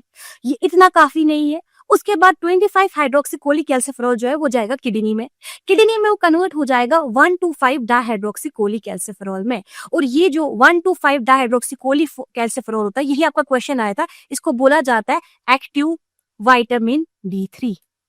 ठीक है, अब ये एक्टिव विटामिन D3 क्या करता है, इसका काम होता है इंटेस्टाइन में जाना। ये जब इंटेस्टाइन में जाता है ना, इंटेस्टाइन में ये बनाता है कैल्शियम बाइंडिंग प्रोटीन, जैसे कि आपके काल्मोड्यूलिन होता है, जैसे कि ऑस्टियोपोन्टिन होता है। तो वहां पर इन शॉर्ट विटामिन डी जो होता है वो इंटेस्टाइन में जब जाता है तो वो इंटेस्टाइन में कैल्शियम की एब्जॉर्प्शन को बढ़ाता है, ज्यादा से ज्यादा कैल्शियम को एब्जॉर्ब करता है ब्लड में, ताकि ब्लड में कैल्शियम की लेवल्स जो है वो बढ़ जाए। तो अभी आपने नोटिस किया होगा कि अगर किसी को कैल्शियम की डेफिशिएंसी होती है, डॉक्टर बोलते हैं धूप में बैठो, विटामिन डी ले लो, वो विटामिन डी की टेबलेट्स प्रिस्क्राइब करता है साथ में। क्यों? क्योंकि दोनों का सिनर्जिस्टिक एक्शन है। विटामिन डी जो होता है वो बहुत इंपॉर्टेंट होता है कैल्शियम की एब्जॉर्प्शन के लिए। तो अगर कोई ऐसा पेशेंट है जिसकी फॉर एग्जाम्पल जिसको विटामिन डी या फिर कैल्शियम की या फिर जैसे रिकेट्स हो, ऑस्टियोमलेशिया हो, तो ऐसी कोई प्रॉब्लम है तो हम उसको बोलेंगे हीरो ट्रीटमेंट ले लो, या फिर हीरो ट्रीटमेंट दे सकते हैं और एक डिजीज में। कोई बताएगा किस कंडीशन में आप हीरो ट्रीटमेंट दे सकते हो? हाइपोथर्मिया में, है ना? अगर हाइपोथर्मिया हो है किसी को, हाइपोथर्मिया में भी तो दे सकते हैं ना सन ट्रीटमेंट, धूप में बैठो ठीक हो जाएगा। हाइपोथर्मिया समझते हैं ना, एक होता है हाइपोथर्मिया, हाइपरथर्मिया, है ना? जी मैम। जो बॉडी का, जी जी बोलिए सर। मैम इस विंटर में मिल रहा है अभी हाइपोथर्मिया काफी। हाँ, विंटर में ऑब्वियसली, क्योंकि सी बॉडी का जो टेम्परेचर है ना वो कैसे मेंटेन होता है, बेसिकली उसके लिए कौन कहाँ पे मेंटेन होता है, दैट इज हाइपोथैलेमस में, है ना? बॉडी का टेम्परेचर में हाइपोथैलेमस में एक थर्मोस्टेट पॉइंट होता है जिसने बॉडी का टेम्परेचर जो है ना वो सेट किया होता है। लेकिन अब क्या है, टेम्परेचर तो सेट है, लेकिन एक्सटर्नल कंडीशंस की वजह से क्या होता है ना, लॉ ऑफ थर्मोडायनेमिक्स आपने पढ़ा होगा, किसी ने मतलब स्कूल्स में पढ़ा होता है, 11th-12th में सब 11th-12th देकर ही आए कि जो हीट होती है वो हमेशा फ्लो करती है बॉडी एट हाई टेम्परेचर से लेकर to body at low temperature. अब जब बाहर ही कंडीशन खराब है, बाहर ही ये है, मतलब विंटर है, तो विंटर में क्या होता है कि जो अगर बॉडी गर्म भी रहना चाहिए ना, बॉडी जो हीट जो होती है बॉडी से वो जाती है टुवर्ड्स एक्सटीरियर। ठीक है, हाई टेम्परेचर से लेकर लो टेम्परेचर की ओर जाती है। एज अ रिजल्ट बॉडी जो होती है वो कूल हो जाती है, बॉडी का टेम्परेचर जो होता है वो फॉल होता है। तो उस केस में क्या करना पड़ता है, या तो हम लोग हाइट मतलब धूप में रखेंगे, या तो हम लोग बोलते हैं ग्लूकोज वगैरह दे दो ना, एनर्जी दे दो। एनर्जी क्यों देते हैं? अगर किसी को हाइपोथर्मिया होता है, ग्लूकोज वगैरह एनर्जी क्यों देनी है? बिकॉज एनर्जी की वजह से बॉडी में हीट प्रोड्यूस होती है। ठीक है, तो उस वजह से क्या होगा कि अगर आप इसको ज्यादा ज्यादा एनर्जी दोगे, कार्बोहाइड्रेट वगैरह दोगे, तो बॉडी में हीट प्रोड्यूस होगी, हीट जनरेट होगी, तो इसका टेम्परेचर जो होगा वो बैक टू नॉर्मल आएगा। जैसे फॉर एग्जाम्पल ह्यूमंस का 37 मेंटेन करना है, इस हिसाब से एनिमल्स का भी अपना एक थर्मोन्यूट्रल जोन होता है जिसमें उसका टेम्परेचर मेंटेन करना है। तो इन शॉर्ट यही है कि अगर हाइपोथर्मिया वाली कंडीशन है या फिर किसी को विटामिन डी की या कैल्शियम की डेफिशिएंसी है, उस केस में आप लोग क्या देंगे, हीलो ट्रीटमेंट। यहां तक सबको क्लियर है? आगे बढ़े हम लोग। जी मैम। ओके, सो ये है आपका पहला टॉपिक, इम्यूनिटी एंड वैक्सीनेशन। कुछ आइडिया है इम्यूनिटी क्या होता है? छोड़ो, आज वैक्सीनेशन को स्टार्ट नहीं करते, आज हम पढ़ते हैं इम्यूनिटी।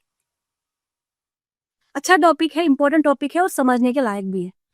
किसी को आइडिया क्या होता है इम्यूनिटी क्या होता है? बॉडी का डिफेंस सिस्टम होता है। बॉडी का डिफेंस सिस्टम, ठीक है। ये बॉडी का डिफेंस सिस्टम, डिफेंस, जब भी आप लोग नाम देखते हो डिफेंस, डिफेंस का मतलब क्या होता है? किसी के खिलाफ काम करना। डिफेंस किसी के खिलाफ होता है, आपका डिफेंस जो होगा वो किसी के खिलाफ होगा। किसके खिलाफ होता है बॉडी का डिफेंस? एंटीएल। पैथोजन, है ना? पैथोजन, बाहर से जो भी फॉरेन एजेंट है, जिसको आप इस वाली लैंग्वेज में हम लोग एंटीजन बोलते हैं ना। तो जो भी फॉरेन एंटीजेंस आते हैं बॉडी में, देखो यार, कोई भी चीज जो भी बाहर से आती है ना बॉडी के अंदर, जो भी आएगी, चाहे वो डस्ट पार्टिकल ही क्यों ना आए, बॉडी के लिए वो क्या होगा? फॉरेन होगा। होगा कि नहीं? चाहे वो छोटी सी छोटी, चाहे कभी कोई छोटा से छोटा दागा, हल्का सा दागा भी क्यों ना अंदर बॉडी में जाए ना, बॉडी के लिए ये फॉरेन होगा। और जो भी फॉरेन चीज बॉडी में जाती है, बॉडी क्या करती है? बॉडी इमीडिएटली एक्टिव हो जाती है और बॉडी इसके खिलाफ क्या जनरेट करती है? इम्यून रेस्पॉन्स, है कि नहीं? है ना?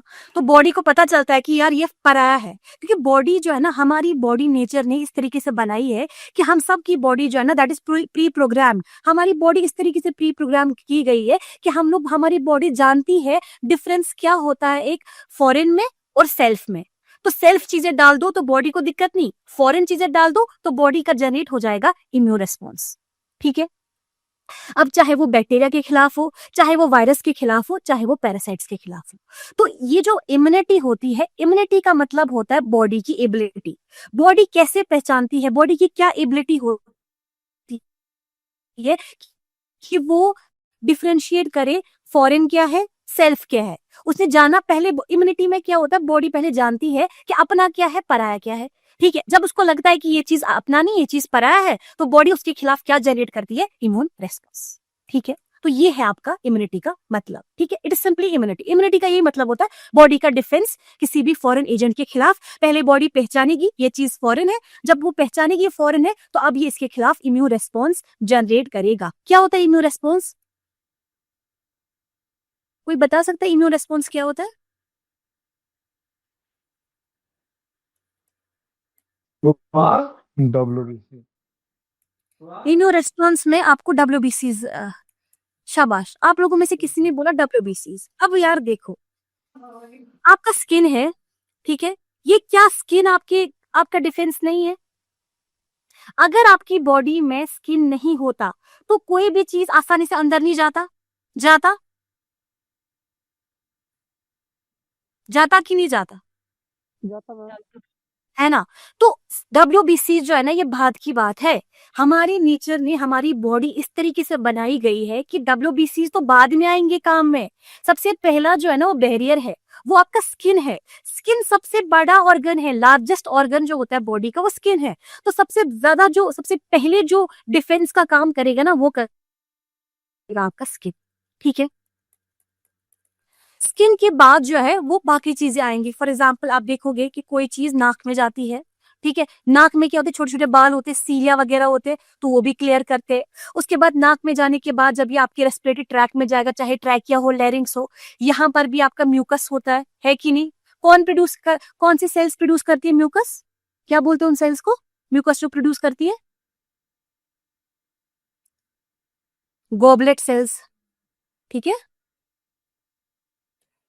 तो हमारे चाहे जीआईटी ट्रैक हो, मतलब जीआईटी का एपिथेलियम हो, चाहे रेस्पिरेटरी ट्रैक का एपिथेलियम हो, वहां पर हमारी गॉबलेट सेल्स होती है, चाहे रिप्रोडक्टिव ट्रैक का हो, वहां पे गॉबलेट सेल्स होती है। गॉबलेट सेल्स जो होती है वो प्रोड्यूस करती है म्यूकस, और म्यूकस का क्या काम होता है? म्यूकस का भी काम होता है आपको डिफेंस देना। म्यूकस क्या करता है? अगर कोई भी फॉरेन एजेंट अंदर जाता है ना, फॉर एग्जाम्पल नाक में कोई गया, ठीक है, सीलिया ने कोशिश की रोकने की, नहीं रुका, छोटा था, अंदर चला गया। जितना कोई चीज का साइज छोटा होता है ना, उतना वो अंदर अंदर जाता है एल्वियोले के पास, ठीक है। तो छोटा था, सीलिया पकड़ नहीं पाया, नाक के जो हेयर है वो पकड़ नहीं पाए, तो नीचे गए तो यहाँ पर म्यूकस था। म्यूकस ने क्या किया? म्यूकस इस कोई भी एजेंट है इसको ट्रैप करेगा। म्यूकस का काम है इसको ट्रैप करना। तो म्यूकस यहाँ पे लगा होगा, वो इस इन्फेक्शियस एजेंट को, इस पैथोजन को, इस एंटीजन को ट्रैप करेगा।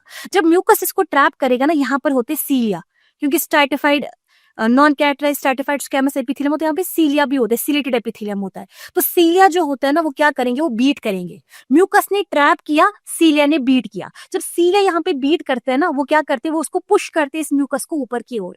म्यूकस में क्या लगा है? म्यूकस में पैथोजन है। तो सीलिया जब बीट करेगा, वो म्यूकस को ऊपर की ओर पुश करेगा। जब म्यूकस ऊपर की ओर आएगा, नीचे नहीं जा पाएगा, तो ऊपर की ओर म्यूकस भी आएगा, और म्यूकस में जो फंसा हुआ एंटीजन है वो भी ऊपर की ओर आएगा, और इसको आप बोलते हो म्यूकोसिलरी क्लियरेंस। बहुत इंपॉर्टेंट होता है जब रेस्पिरेटरी सिस्टम की बात आती है। सुना है कभी? आप लोगों ने सुना होगा ऑब्वियसली, ठीक है। तो ये आपका म्यूकोसिलरी क्लियरेंस है। तो ये भी आपका एक डिफेंस मैकेनिज्म है। जब ये सारे, ये बैरियर, इनको बोलते हैं बैरियर मैकेनिज्म्स, बैरियर इम्यूनिटी इनको बोलते हैं बेसिकली। जब ये बैरियर इम्यूनिटी फेल हो जाते हैं ना, तब जाके बात आती है आपके डब्ल्यूबीसीज में भी। और डब्ल्यूबीसीज में भी दो वैरायटी होती है। एक वैरायटी ऑफ सेल्स वो होती है जो कि इनेट इम्यूनिटी का पार्ट होता है, एक वैरायटी ऑफ सेल्स वो होती है जो कि अडेप्टिव इम्यूनिटी का पार्ट होती है। मैं आपको आगे पढ़ाऊंगी वो चीज, डोंट वरी। ये इनेट और अडेप्टिव का क्या फर्क होता है। यहां तक बेसिक सबको समझ आए इम्यूनिटी और इम्यून सिस्टम वगैरह के बारे में?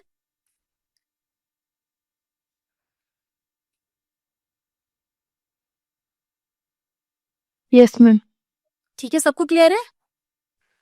अच्छा, ठीक है। तो इम्यून सिस्टम क्या? आपका बेसिक डिफेंस मैकेनिज्म है जो प्रोटेक्ट करता है हमारी बॉडी को हार्मफुल पैथोजन से और डिजीजेस से, ठीक है।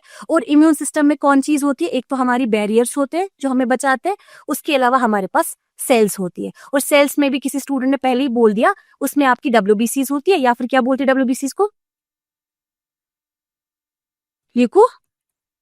ल्यूकोसाइट्स, ठीक है।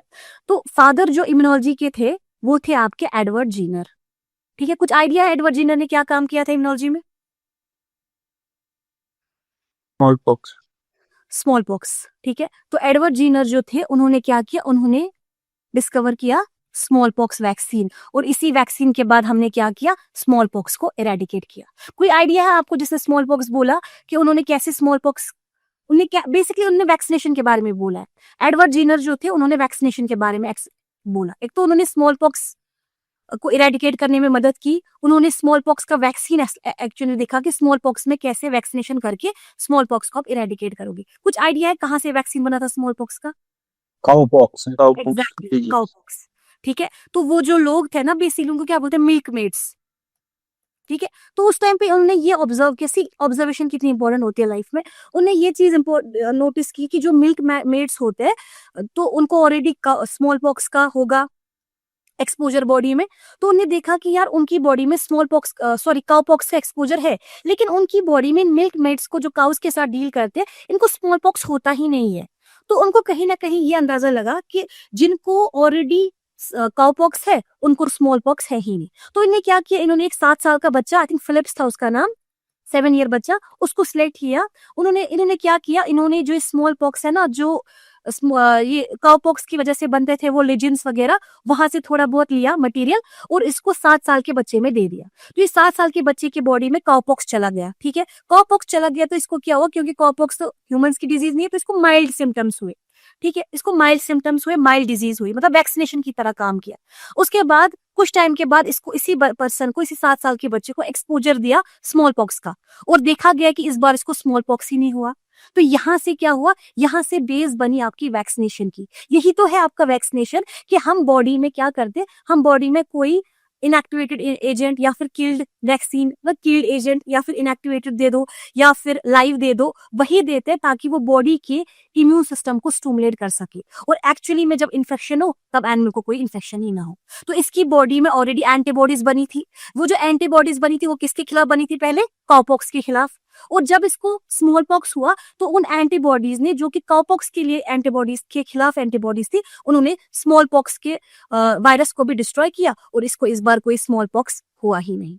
सो ये जो वैक्सीनेशन का कॉन्सेप्ट था ना, वो भी आपके एडवर्ड जीनर ने दिया था। और आपका एडवर्ड जीनर जो है, इनको आप कंसिडर करते हो एज फादर ऑफ इम्यूनोलॉजी। तो ये हो गया आपका जो क्वेश्चन आया था उसका नेक्स्ट पार्ट। यहां तक ठीक है?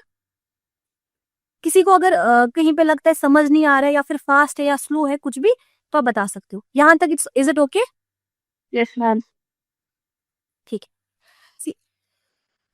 इम्यूनिटी क्या के दो टाइप्स होते हैं, ठीक है। एक आपका होता है इनेट इम्यूनिटी, एक आपका होता है एक्वायर्ड इम्यूनिटी, ठीक है। जो आपकी इनेट इम्यूनिटी है, इसको आप मानते हो नेचुरल भी और इसको आप मानते हो नॉन स्पेसिफिक भी। अब क्वेश्चन ये है कि यार नेचुरल क्या होता है, ये नॉन स्पेसिफिक क्या होता है? सी, आपकी बॉडी में स्किन है, ठीक है। आपकी बॉडी में कोई पैथोजन जो है ना, वो आपकी स्किन से, सपोज वो स्किन से एंटर करना चाहता है, ठीक है। फॉर एग्जाम्पल पॉक्स है, ठीक है। पॉक्स जो होता है वो बर्ड्स के, जहां पे बर्ड्स का एब्रेडेड स्किन होता है उसके थ्रू एंटर करता है, जहां पे कट लगा है, ठीक है। अब किसी की स्किन पे कट, कोई पोल्ट्री बर्ड है उसकी स्किन पे कट नहीं लगा है, क्या उसमें पॉक्स वायरस जा सकता है? अगर एब्रेशन नहीं है, कोई ब्रीच नहीं है स्किन में, जा सकता है पॉक्स? नहीं। तो पॉक्स वायरस जो होता है ना, पता होगा आपको, फॉल पॉक्स जो करवाते हैं, एवी पॉक्स वायरस। तो फॉल पॉक्स जो होता है ये क्या करता है, ये पोल्ट्री बर्ड में तब जाता है अंदर जब बर्ड की स्किन पे कोई भी लॉस ऑफ कंटिन्यूटी होगी या फिर बर्ड की स्किन में कोई भी एब्रेशन होगा, कोई भी कट हुआ, ठीक है, तब ये जाएगा अंदर। अब अगर है ही नहीं तो ये अंदर जाएगा नहीं। इसका मतलब ये है कि स्किन जो है ये एक बैरियर का काम करता है, स्किन जो है ये डिफेंस का काम करता है। बट समझो यार आप, क्या ऐसा हुआ कि स्किन आपने बाद में लाइफ में एक्वायर किया, कि स्किन पहले से हमारे पास है बॉडी में, पहले भी है मैम। है ना?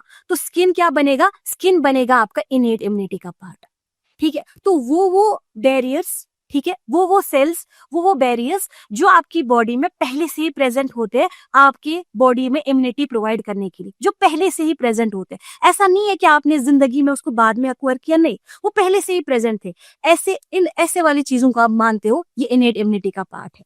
तो स्किन जो होती है वो आपका इनेट इम्यूनिटी का पार्ट होती है। इनेट मतलब होता है इनबॉर्न। इनेट इम्यूनिटी वो इम्यूनिटी होती है जिसके साथ आप पैदा हुए हैं, जो आपको बाद में नहीं मिलती, आप इसके साथ पैदा ही हुए हो।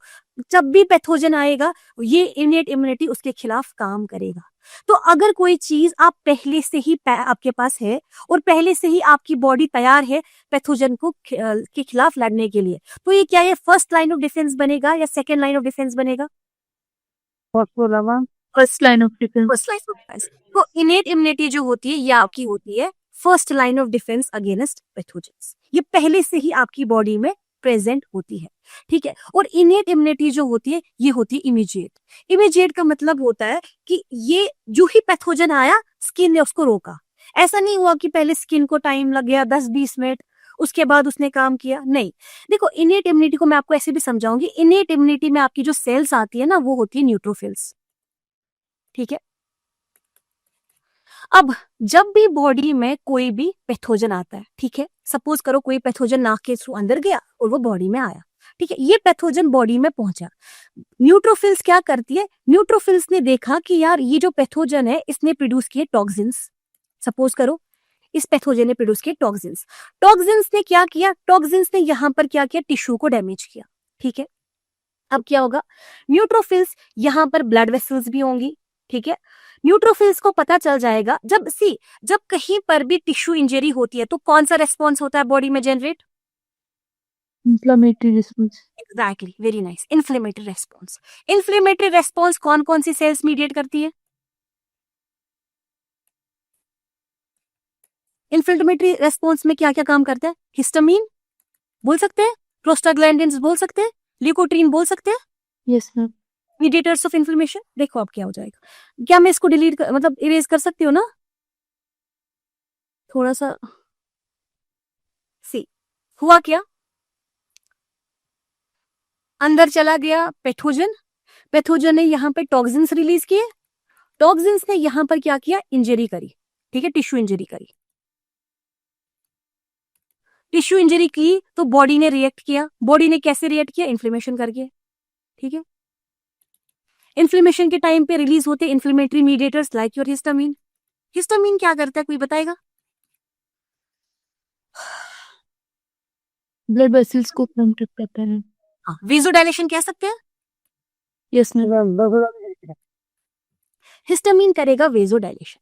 हिस्टामिन जब यहाँ पर वेजोडायलेशन करेगा ना, तो यहाँ पर जो आर्टरियोल्स होंगे, यहाँ पर जो कैपिलरीज होंगी, वो डायलेट हो जाएंगी ना, हो जाएंगी। वेजोडायलेशन से क्या होगा, ज्यादा ब्लड आएगा यहाँ इस टिश्यू इंजरी की साइड पे आएगा, तो ज्यादा ब्लड आएगा towards the site of injury. क्यों ज्यादा ब्लड आएगा, बिकॉज वेजोडायलेशन होगी पर में, ठीक है। अब क्या हुआ, जब वेजोडायलेशन आएगी, ज्यादा ब्लड जाएगा इस साइट ऑफ इंजरी पे। ब्लड में कौन सी सेल्स रहती है,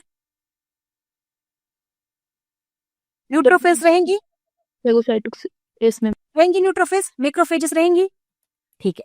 तो न्यूट्रोफिल्स और मैक्रोफेजेस ही हमारी फर्स्ट लाइन ऑफ डिफेंस में होती है। लिम्फोसाइट्स जो होती है वो नहीं होती। लिम्फोसाइट्स आपका एडेप्टिव इम्यूनिटी का पार्ट होता है, एक्वायर्ड इम्यूनिटी का पार्ट होता है। यहीं पे मैंने आपको बोल दिया अब एक चीज कि कभी भी क्वेश्चन आए कि जो फर्स्ट लाइन ऑफ डिफेंस होता है या फिर जो इनेट इम्यूनिटी होता है, इनेट इम्यूनिटी में कौन सी सेल्स आती है? इनेट इम्यूनिटी में आपकी न्यूट्रोफिल्स आती है, इनेट इम्यूनिटी में आपकी मैक्रोफेजेस आती है, इनेट इम्यूनिटी में आपकी मास्ट सेल्स आती है, इनेट इम्यूनिटी में आपकी इओसिनोफिल्स आती है, इनेट इम्यूनिटी में आपकी बेसोफिल्स आती है, ठीक है। लेकिन इनेट इम्यूनिटी में ना टी लिम्फोसाइट्स आती है ना बी लिम्फोसाइट्स आती है। क्यों? क्योंकि बी लिम्फोसाइट्स और टी लिम्फोसाइट्स जो होते हैं वो हमारी बॉडी में एक्वायर्ड इम्यूनिटी का पार्ट है। कोई बताएगा क्यों,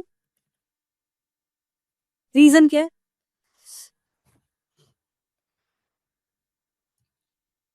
सी सेल मीडिएट रिस्पॉन्स होता है मैम वो। सेल मीडिएटेड रेस्पॉन्स होता है, तो इसका तो ह्यूमरल मीडिएटेड है, मगर बी सेल का, बी लिम्फोसाइट्स तो एंटीबॉडीज बनाती है, वो तो ह्यूमरल इम्यून रेस्पॉन्स हुआ। सेल तो टी सेल का है, बी का थोड़ी ना है, बी का तो ह्यूमरल है, बी तो एंटीबॉडीज बनाती है। सी ये जो आपकी टी लिम्फोसाइट्स है और बी लिम्फोसाइट्स है, यहीं पे आपका सारा टॉपिक खत्म हो जाएगा। आपको इस चीज को समझना पड़ेगा। टी लिम्फोसाइट्स और बी लिम्फोसाइट्स जो होते हैं ना, वो डायरेक्टली एंटीजन आने पे स्वागत नहीं करते एंटीजन का। जब भी कोई एंटीजन आपकी बॉडी में जाएगा ना, टी लिम्फोसाइट्स और बी लिम्फोसाइट्स स्वागत नहीं करते। टी लिम्फोसाइट्स और बी लिम्फोसाइट्स कहाँ रहते हैं, पहले ये चीज बताएगा कोई?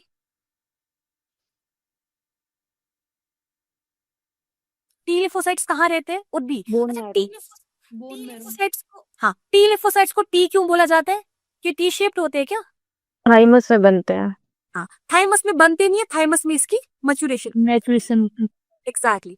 तो टी लिम्फोसाइट्स को, सेकंड यार उल्टा क्यों लिख रहा है,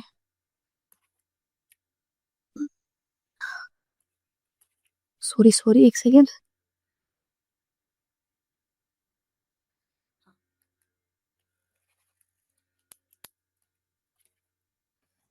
क्यों क्या पेन लिख नहीं रहा है?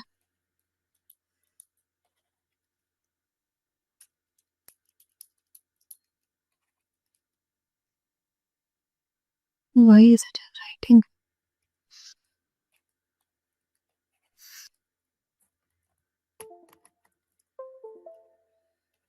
हाँ, तो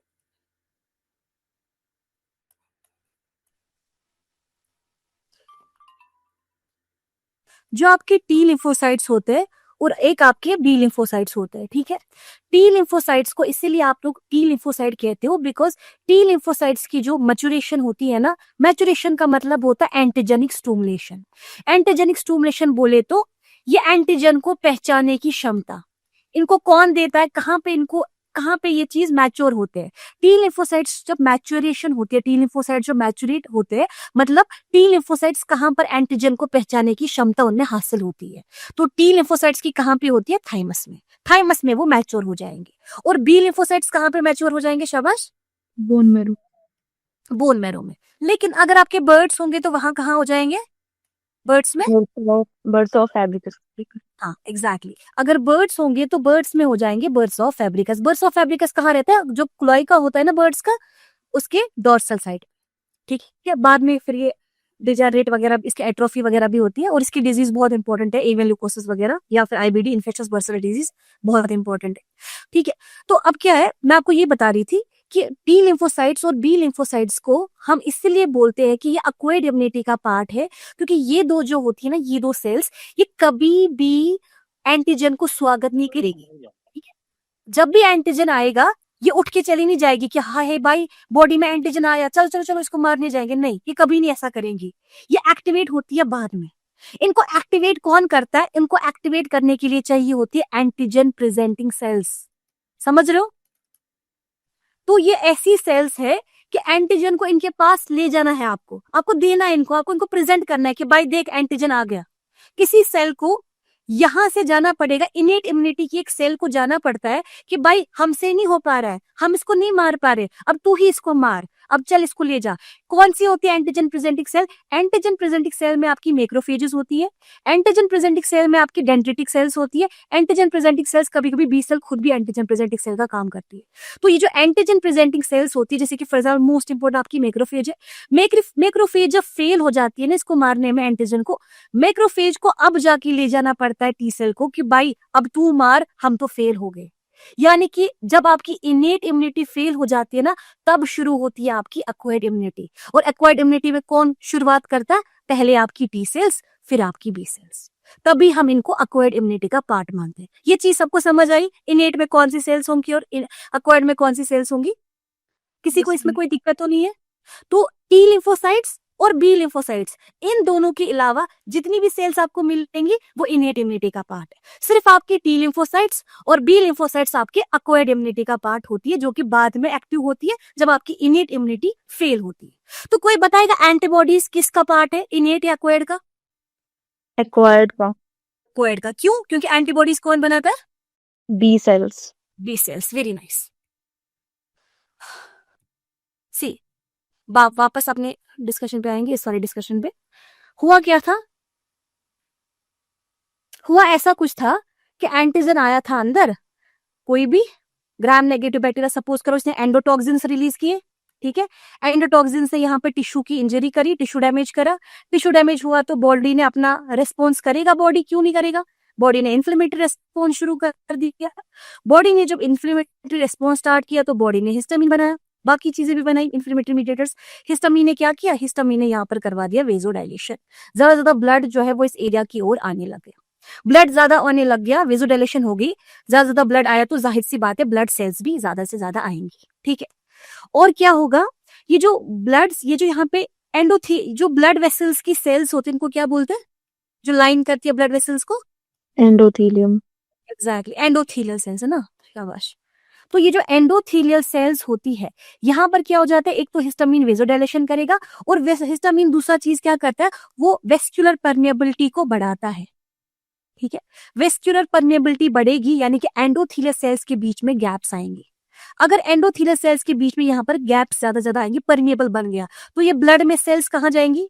टिश्यू इंजरी के साइड पे जाएंगी, Yes, ma'am. जाएंगी। गैप आ गई, ठीक है। अभी तक कंटिन्यूटी थी ब्लड वेसल में, अब आ गई गैप्स, ठीक है, क्योंकि एंडो परमिएबिलिटी बढ़ गई। परमिएबिलिटी का मतलब होता है लीकेज। अब यहाँ से आराम से सेल्स लीक होके जाएंगी, ज्यादा से ज्यादा सेल्स जाएंगी इस एंटीजन को मारने के लिए, ठीक है।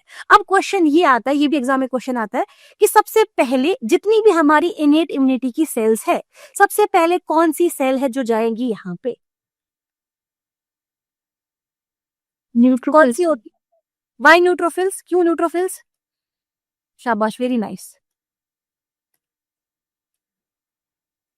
क्यों न्यूट्रोफिल्स? लेकिन सी याद रखना आज के बाद न्यूट्रोफिल्स के बारे में कि न्यूट्रोफिल्स होती है, अगर आपसे पूछा जाता है कि सबसे ज्यादा अबंडेंट डब्ल्यूबीसीज कौन है, बॉडी में सबसे ज्यादा अबंडेंट कौन सी डब्ल्यूबीसीज है, 60 to 70% जो होती है ना, वो होती है आपकी न्यूट्रोफिल्स।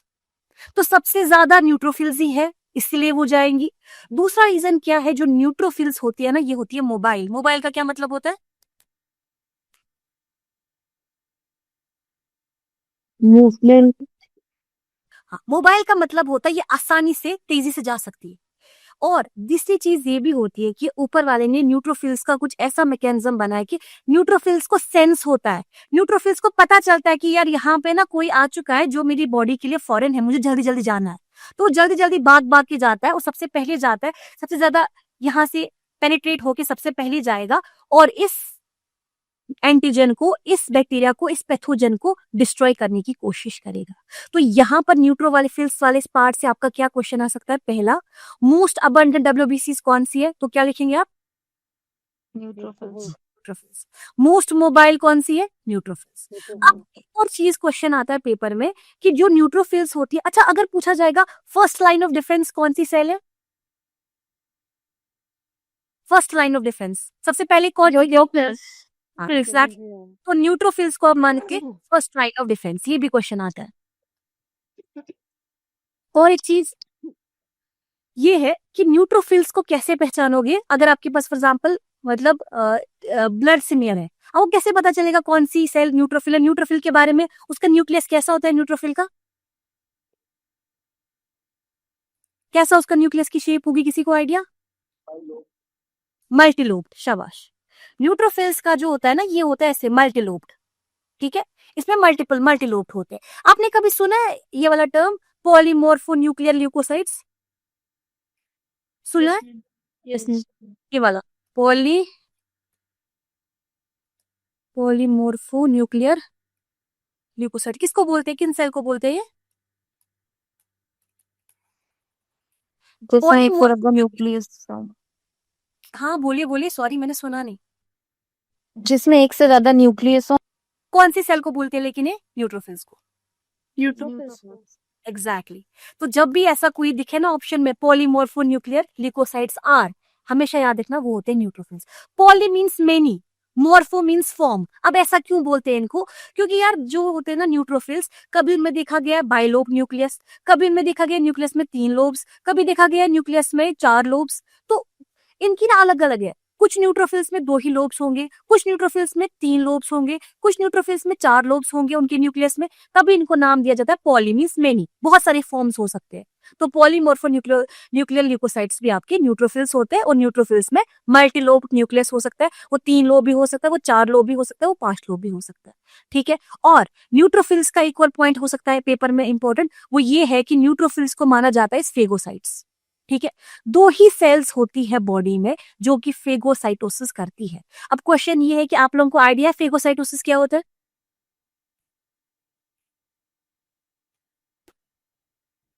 फेगोसाइटोसिस, ये वर्ड आगे भी बहुत आएगा इम्यूनिटी वाले चैप्टर में या मेडिसिन में, तो ये पता होना चाहिए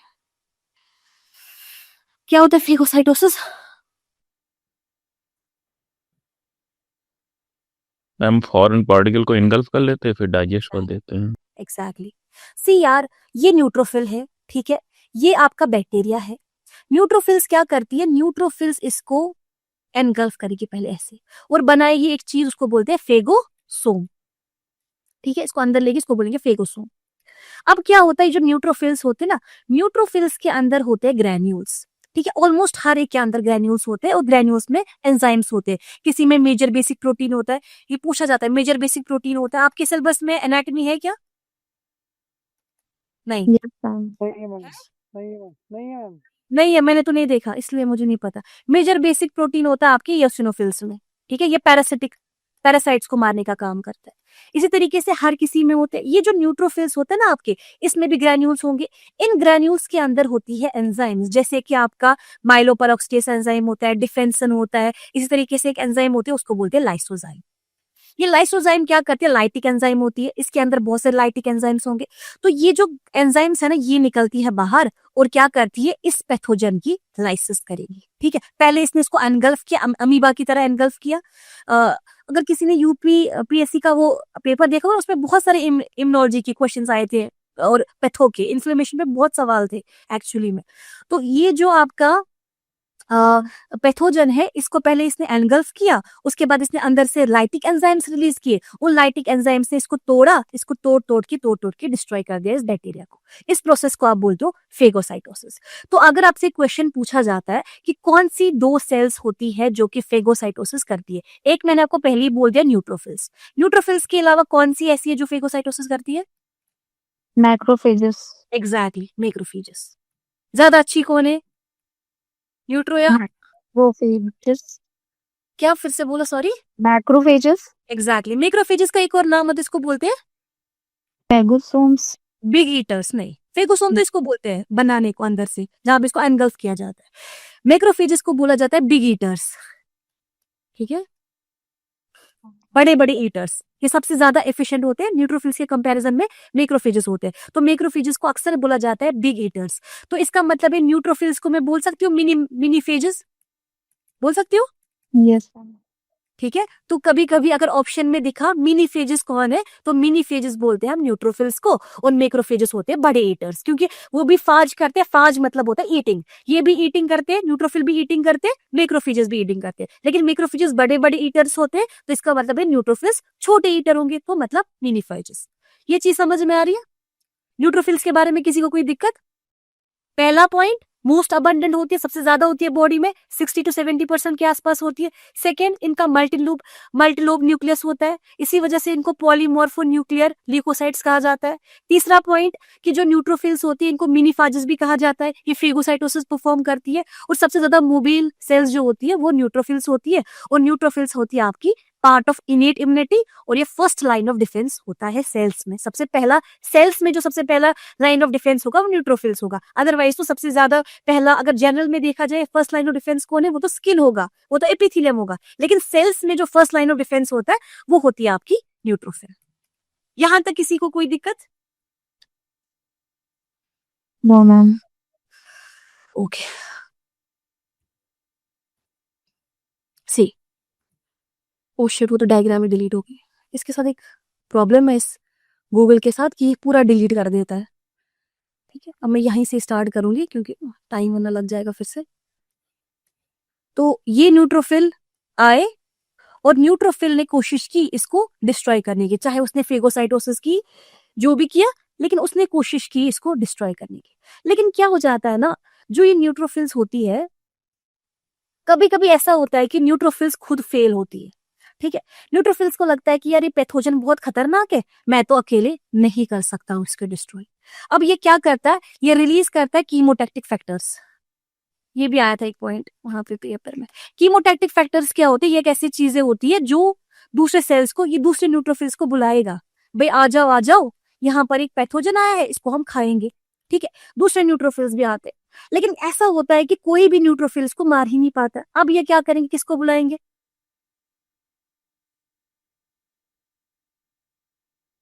किसको बुलाएंगे अगर न्यूट्रोफिल्स फेल हो गए? Macrophages. एग्जैक्टली अब ये बोलते हैं कि भाई हमसे तो ना हो पाएगा, हम तो बुलाएंगे अपने दूसरे टीम को। अब ये बुलाएंगे क्योंकि वो बिग ईटर्स है। न्यूट्रोफिल बोलेगा मैक्रोफेज को कि भाई तू आजा, तू ही इसको डिस्ट्रॉय कर दे। अब मैक्रोफेजेस भी आएंगे। मैक्रोफेजेस जब आता है ना, मैक्रोफेजेस लेकिन कुछ अलग ही काम करते हैं। बेसिकली जो मैक्रोफेजेस होते हैं, एक तो याद रखना मैक्रोफेजेस का कैसा न्यूक्लियस होता है, बीन शेप्ड। ये जो बीन होती है ना, राजमा, मैक्रोफेजेस का बीन शेप न्यूक्लियस होता है। और जो मैक्रोफेजेस होती है, जब मैक्रोफेजेस ब्लड में होती है तब क्या बोलते हैं इनको, शाबाश, पता होगा या भी। मैक्रोफेजेस जब ब्लड में होते हैं तब क्या बोलते हैं, मोनोसाइट्स।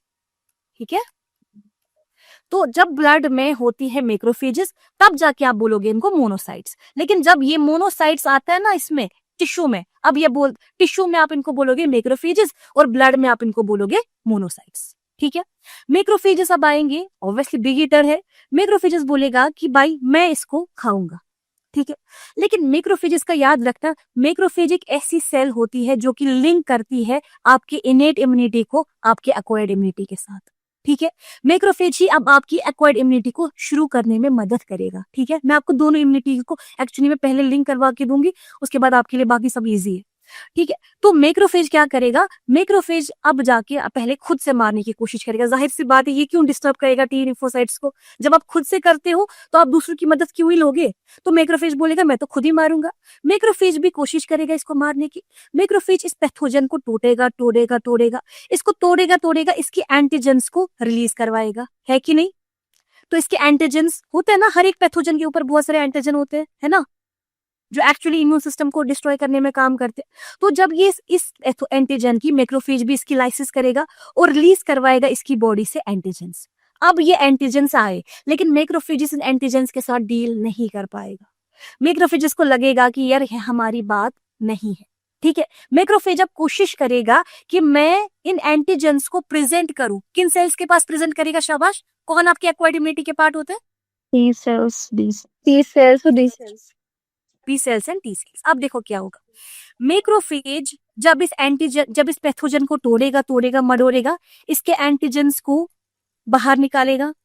अब ये क्या करेगा, ये एंटीजेंस को ऐसे ही उठा के नहीं ले सकता है टी सेल के पास। क्यों? अगर आपको किसी को गिफ्ट देना है, आप उसको रैप करोगे कि ऐसे हाथ में दोगे?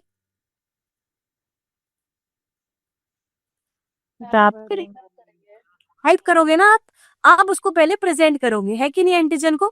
तो आप एंटीजन को पहले क्या करोगे, अच्छे से प्रेजेंटेबल वे में दोगे ना। किसी को गिफ्ट ऐसे थोड़ी ना दोगे, ले भाई तेरा गिफ्ट, नहीं। उसी तरीके से जो मैक्रोफेज होता है ना, ये इस एंटीजन को अच्छे से लेबल करता है। किसके साथ लेबल करता है? MHC क्लास 2 मॉलिक्यूल के साथ।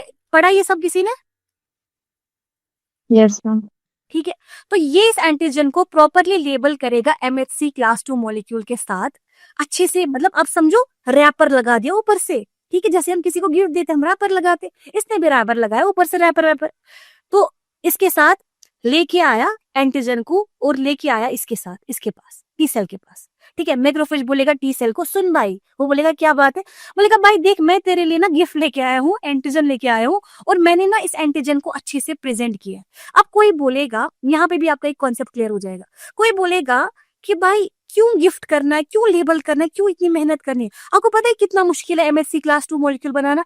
MHC क्लास 2 मॉलिक्यूल बनाने के लिए जो आपका मैक्रोफेज होता है ना, मैक्रोफेज का एक क्रोमोसोम होता है, उसको बोलते हैं क्रोमोसोम नंबर 6। मैक्रोफेज के क्रोमोसोम नंबर 6 को बहुत ज्यादा मेहनत करनी पड़ती है एग्जैक्टली वो MHC क्लास 2 मॉलिक्यूल बनाने के लिए जो इस एंटीजन पे फिट हो जाए। अब आप याद रखना, जो एंटीजेनिक, उसको बोलते हैं एंटीजेनिक मोजेसिटी, मतलब दुनिया में कितने एंटीजेंस हैं आपके हिसाब से? 10, 20, 25, कितने लाख, 10 लाख, कितने एंटीजेंस होंगे नेचर में, है ना? तो मिलियंस ऑफ एंटीजेंस हो सकते हैं, मिलियन से भी आगे मैं कुछ बोलूं तो उतनी ज्यादा ट्रिलियंस ऑफ एंटीजन हो सकते हैं। तो एग्जैक्टली मैक्रोफेज को वही एंटीजन बनाना है, वही MHC क्लास 2 मॉलिक्यूल बनाना है जो इस एंटीजन के साथ फिट हो जाए। आपको पता है रीजन क्या है? रीजन ये है कि टी सेल जो होती है ना, सी यहाँ एक डिफरेंस है जो आपको समझ में आई, इनेट इम्यूनिटी और एक्वायर्ड इम्यूनिटी के बीच में। जो इनेट इम्यूनिटी होती है ना, उसके पास आप किसी भी एंटीजन को ले लो ना, इनेट इम्यूनिटी बैक्टीरिया के साथ भी वैसे ही डील करेगा, इनेट इम्यूनिटी स्ट्रेप के साथ भी, स्टैफ के साथ भी, वायरस के साथ भी। इनेट इम्यूनिटी जो होती है ना, इसको बोलते हैं नॉन स्पेसिफिक। देखो ये आपको सारा इसी से समझ आ जाएगा, आपको फिर पढ़ने की जरूरत ही नहीं है। और नॉन स्पेसिफिक का क्या मतलब होता है कि इनेट इम्यूनिटी को बैक्टीरिया मिले वैसे ही किल करेगा, इनेट इम्यूनिटी को वायरस मिले वैसे ही डील करेगा, इनेट इम्यूनिटी को इकोलाई मिले, इनेट इम्यूनिटी को साल्मोनेला मिले। इनेट इम्यूनिटी डिफरेंशिएट नहीं कर पाती एंटीजेंस के बीच में। इनेट इम्यूनिटी किसी भी एंटीजन के साथ सेम तरीके से उसको मारने की कोशिश करता है, लेकिन जो हमारी एडेप्टिव इम्यूनिटी होती है ना, ये होती है स्पेसिफिक। स्पेसिफिक क्यों? क्योंकि दुनिया में अगर लाखों करोड़ों मिलियंस ऑफ ट्रिलियंस एंटीजन है, तो हमारी बॉडी में भी, एनिमल की बॉडी में भी लाखों करोड़ों मिलियंस ट्रिलियंस लिम्फोसाइट्स है, और हर एक लिम्फोसाइट जो है वो ऑलरेडी प्री प्रोग्राम्ड है कि वो किसी स्पेसिफिक एंटीजन को ही डिटरमिन कर सकती है। समझ में आ रही मेरी बात? यानी कि जो टी सेल FMD के एंटीजन को डिटेक्ट करेगी ना, वो टी सेल HS के एंटीजन को डिटेक्ट नहीं कर पाएगी। समझ रहे हो? तो आपसे कल कोई पूछता है कि एक्वायर्ड इम्यूनिटी स्पेसिफिक है कि नॉन स्पेसिफिक है, क्या बोलेंगे आप लोग? Narcissus. स्पेसिफिक। क्यों? क्योंकि हर कोई एंटीजन, सी एफएमडी का जो ऊपर वाला एनवलप होते हैं वहां पे कितने वो वायरल कैप्सिड प्रोटीन्स होते हैं, कितने एंटीजन्स होते हैं, तो उन एंटीजन्स के लिए सिर्फ एक ही टी लिम्फोसाइट होगी, पर्टिकुलर टी लिम्फोसाइट उसको पहचानेगी, और वो टी लिम्फोसाइट कभी भी एचएस, कभी भी जॉन्स डिजीज वाला बैक्टीरिया या फिर माइकोबैक्टीरिया उसको उस वाले उसके एंटीजन्स को पहचान ही नहीं पाएगी। तो आपकी एक्वायर्ड इम्यूनिटी हमेशा स्पेसिफिक होती है, आपकी इनेट इम्यूनिटी हमेशा नॉन स्पेसिफिक होती है। उसके लिए एक ही बात है कि एचएस आए, मतलब हिमोजिक्स पास्चोरेला मल्टोसिडा आए, या फिर माइकोबैक्टीरिया आए, या फिर आपका पिकोरना वायरस आए, उसके लिए एक ही बात है, वो सबको सेम तरीके से कोशिश करता है मारने की, तभी तो इतनी इफेक्टिव नहीं है, तभी तो टी लिम्फोसाइट इतनी मतलब एक्वायर्ड एडेप्टिव ज्यादा इफेक्टिव है, ज्यादा स्पेसिफिक है। क्यों? क्योंकि स्पेसिफिक है, इसको पता है एग्जैक्टली किस चीज के साथ कैसे डील करना है। ठीक है, अब क्या हुआ कि ये जब इसलिए इसको लेबल करती है, क्योंकि अगर ये इसको प्रॉपर लेबल नहीं करेगी ना, ये टी सेल इसको नहीं पहचानेगी। अब आपके दिमाग में आएगा कि यार टी सेल कैसे पहचानती होगी? सी टी सेल जो होती है ना, उसके ऊपर लगा होता है रिसेप्टर। ठीक है, ये टी सेल का रिसेप्टर है, इसको बोलते हैं टीसीआर, टी सेल रिसेप्टर। ठीक है, जो बी सेल होती है उसके ऊपर भी होता है रिसेप्टर, उसको बोलते हैं बी सेल रिसेप्टर। लेकिन किसी को पता है बी सेल रिसेप्टर कौन होते हैं? पढ़ा होगा आपने ये चीज, अक्सर पूछते हैं क्वेश्चन इसके बारे में। बी सेल रिसेप्टर कौन काम करता है? B cell receptor antibody. हाँ, कौन से एंटीबॉडीज? Very nice.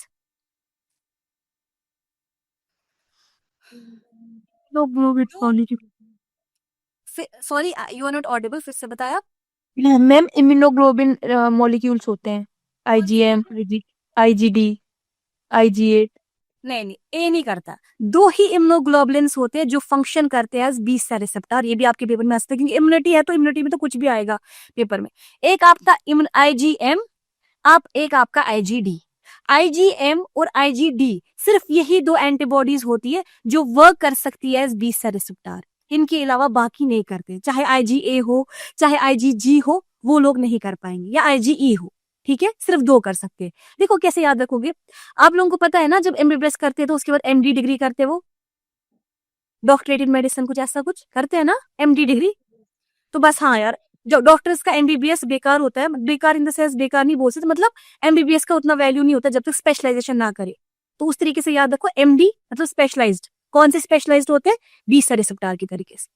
ऐसा करके जिसको याद रखना है वो याद रख सकता है। ठीक है, तो ये जो बी सेल, ये जो टी सेल रिसेप्टर है, क्योंकि इसके ऊपर, इस टी सेल के ऊपर रिसेप्टर लगा है, और ये रिसेप्टर जो है ना, ये पहचानेगा किसी स्पेसिफिक एंटीजन को ही। अब यार देखो कितनी टी सेल होंगी, बहुत सारी टी सेल होंगी। इसका रिसेप्टर कुछ ऐसा होगा, इसका रिसेप्टर कुछ ऐसा होगा, इसका रिसेप्टर कुछ ऐसा होगा, सपोज करो इसका कुछ ऐसा होगा, स्क्वायर जैसा रिसेप्टर होगा। अब क्या होगा, जो एंटीजन इसके साथ फिट होगा ना, वही इसको एक्टिवेट कर पाएगा। ठीक है, सपोज करो कि जो अभी एंटीजन मैक्रोफेज लेके आया था ना, एंटीजन वो यहाँ पे फिट हुआ, जो वो एंटीजन यहाँ पे फिट हुआ, इसका मतलब है ये टी सेल का सिलेक्शन हो जाएगा, इस टी सेल को काम करना आगे जाके, एक्वायर्ड इम्यूनिटी का पार्ट करना, बाकी सारी टी सेल्स क्या हो गई? स्टॉप हो गई। ठीक है, तो जो एंटीजन है वो किस रिसेप्टर के साथ बाइंड करने की क्षमता रखेगा, वो किसके साथ, इसको बोलते हैं लॉक इन की, लाइक लॉक इन की हाइपोथेसिस। तो एंटीजन कैसा है, वो किस रिसेप्टर के साथ ज्वाइन करेगा, जिस रिसेप्टर के साथ वो ज्वाइन कर पाएगा, लॉक इन की हाइपोथेसिस की तरह लॉक इन की हो जाएगा, वही वाली टी सेल जो होती है वो एक्टिवेट हो जाएगी। ठीक है, अब आप बोलेंगे कि एमएससी क्लास का क्या है फिर दिक्कत? ये जो टी सेल होती है ना, इसके ऊपर एक और सेल लगी होती है, एक और रिसेप्टर होता है जिसको बोलते हैं CD4। बाद में आपको पता चलेगा एक टी सेल की दो टाइप्स होते हैं, एक को बोलते हैं CD4, एक को बोलते हैं CD8। CD4 आपकी टी हेल्पर सेल है, CD8 कौन सी होती है? Cytotoxic. Cytotoxic T cell, right. तो ये जो इसका CD4 होता है, ये CD4 क्या करता है, ये पहचानता है किसको? MHC class molecule. तो अगर ये चालाकी करता ना, ये मैक्रोफेज, ये लेता इसको ऐसे एंटीजन को, बोलता अब इतनी मेहनत कौन करेगा अपने क्रोमोसोम को एक्टिवेट करना, कौन फिर करेक्ट एमएच, क्योंकि चांस होता है MHC क्लास 2 मॉलिक्यूल बनेगा एक्यूरेट कि नहीं, ये मैटर ऑफ चांस होता है बॉडी का। सी आपका इम्यूनोलॉजी कितना ब्यूटीफुल है, और आपका इम्यूनिटी कितनी ज्यादा मतलब डिटेल है इम्यूनिटी, मतलब जो चीज हमें लगता है कि एवे ही है बट बहुत इंपॉर्टेंट है। तो उस बेचारे को इतनी मेहनत क्यों करनी है, वो बोलेगा छोड़ो यार, ऐसे ही लेके जाऊंगा एंटीजन, पहचान जाएगा। लेकिन अगर वो MHC क्लास 2 नहीं लेकर आएगा ना, तो CD4 जो इसके ऊपर है, CD4 रिसेप्टर, वो बोलेगा इसको टी सेल को कि भाई इसको एक्सेप्ट मत कर, इस पे MHC क्लास 2 मॉलिक्यूल है ही नहीं। ठीक है। तो इसीलिए जरूरी होता है एंटीजन को प्रॉपरली लेबल करना MHC क्लास 2 मॉलिक्यूल के साथ, उसके बाद उसको प्रेजेंट करना टी सेल के पास, ठीक है। इसीलिए इस वजह से अगर आपसे क्वेश्चन पूछा जाता है कि कौन सी सेल है जो कि एंटीजन प्रेजेंटिंग सेल है, तो कौन सी मैंने आपको भी बोली, किसने एंटीजन को प्रेजेंट किया टी सेल के सामने, मैक्रोफेज। Macrophages. और अगर आपको से ये क्वेश्चन आता है कि कौन सी ऐसी सेल है जो कि लिंक करती है इनेट इम्यूनिटी को और एडेप्टिव इम्यूनिटी को, Macrophages. ठीक है। आपको समझ आ रहा है, अभी तक सिर्फ इनेट इम्यूनिटी शुरू थी, अब जाके टी सेल आई, ये लग रहा है आपको शिफ्ट हुआ Yes, ma'am. है ना, इनेट इम्यूनिटी से एक्वायर्ड इम्यूनिटी में शिफ्ट हुआ। सी अब क्या हो जाता है आगे, मैं आपको थोड़ा ब्रीफ बताऊंगी, इतना ज्यादा। अब देखो ये टी सेल है, इसके ऊपर एंटीजन सॉरी रिसेप्टर था, ठीक है, इसके ऊपर बैठ गया एंटीजन, ठीक है। और यहाँ से CD8 भी है, CD4 भी है, सॉरी CD8 तो साइटोटॉक्सिक के ऊपर होता है, CD4 है, और यहाँ पर MHC क्लास 2 भी लगा है और एंटीजन भी आ गया बेचारा, ठीक है। अब क्या होगा, ये जो टी सेल है ये टी सेल हो जाएगी एक्टिवेट। ये कौन सी टी सेल है जो सिलेक्ट हुई, पहले इसका होता है टी सेल का पहले हो जाता है सिलेक्शन, इसको आप बोलते हो क्लोनल सिलेक्शन, ठीक है। टी सेल का सिलेक्शन हो जाता है, उसके बाद जब ये टी सेल एक्टिवेट हो जाती है ना, ये टी सेल हो जाती है क्लोनिंग करती है। अब इस टी सेल की बहुत सारी बनेंगी, आपकी बॉडी में बहुत सारी टी सेल बनेगी। कौन सी टी सेल होगी, लेकिन स्पेसिफिक होगी कि नॉन स्पेसिफिक होगी टी सेल, Specific. किसके किसके खिलाफ स्पेसिफिक होगी, इस एंटीजन के। ये कि आप मान सकते हो कि जितनी भी टी सेल है इनके ऊपर वही रिसेप्टर होगा जो इसको इस एंटीजन को पहचानेगा जो अभी अभी आया है, ठीक है। तो ये हो गया। उसके बाद क्या होता है, अब आपके दिमाग में आएगा यार बी सेल क्या करती है, फिर बैठे बिठाई बैठती है क्या, ठीक है। टी सेल एक्टिवेट हो गई, टी सेल ने बहुत सारी क्लोनिंग कर दी, अब बहुत सारे टी सेल हो जाएंगे, टी सेल की क्लोनल एक्सपेंशन हो जाएगी, इसको बोलते हैं क्लोनल एक्सपेंशन। पहले होता है क्लोनल सिलेक्शन, पहला स्टेप, दूसरा स्टेप होता है क्लोनल एक्सपेंशन। ये दो चीजें हो गई। अब देखो क्या हो जाएगा नेक्स्ट। अब CD4 रिसेप्टर है। हाँ CD4 रिसेप्टर है इसके ऊपर। ओके। आपको बाद में एक कैच पता चलेगा कि टी हेल्प, इस सेल को हम बोलते हैं टी हेल्पर सेल, और टी हेल्पर सेल का दूसरा नाम ही होता है CD4, वो मैं आपको आगे जाके करूंगी क्लियर। फिलहाल के लिए जितना मैं बता रही हूँ उतना ही रखो, आपको बाद में सारा लिंक हो जाएगा, रटने की भी जरूरत नहीं पड़ेगी। सी कलर ही चेंज करते हैं कि वरना ये सारा इरेज ही हो जाता है। आई विल चेंज, ये गूगल स्लाइड नहीं रखूंगी मैं, इससे आपको दिक्कत हो जाएगी, सारा डायग्राम में डिलीट हो जाती है। सी ये है अब 20 सेल, अभी तक ये 20 सेल बैठे हुए हैं, ठीक है, आराम फरमा रहे हैं 20 सेल को, कुछ नहीं दिख रहा है। मैंने आपको एक चीज बोली थी अभी कि बी सेल जो होती है वो खुद भी एंटीजन को लेती है ना, खुद भी एंटीजन को पहचान सकती है। बी सेल क्या करती है, बहुत सारी बी सेल्स होंगी, बी सेल्स में होती है क्षमता कि वो एंटीजन को पहचानते हैं, ठीक है। ये जो एंटीजन है ना ये वाला, सपोज करो इसका नाम है, इस एंटीजन का एस्ट्रिक रखे कुछ हैश, इसका नाम है हैश एंटीजन, हैश समझते हो ना। और ये जो हैश एंटीजन है ना, ये हैश एंटीजन आ गया था इन बी सेल्स के पास, लेकिन यही वो पहली वाली बी सेल थी जो इस हैश एंटीजन को एक्सेप्ट कर पाई, क्योंकि बी सेल के ऊपर भी रिसेप्टर है। कौन सा रिसेप्टर होता है इसके ऊपर, शाबाश, IgM and IgD. IgM और IgD, IgD. ठीक है। अब क्या हो गया, ये बी सेल जब एंटीजन इसका रिसेप्टर जब एंटीजन को पहचानता है, ये बी सेल हो जाती है एक्टिवेट। जब ये बी सेल एक्टिवेट हो जाती है ना, ये क्या करती, ये अपने ऊपर बनाती है ऐसे बहुत सारे रिसेप्टर्स, ठीक है। ये बी सेल का एंटीजन है, इसने बना दिया अपने ऊपर बहुत सारे रिसेप्टर्स। अब क्या होगा, इसका मतलब है ये वो बी सेल है जिसकी सिलेक्शन हो गई के हिसाब से।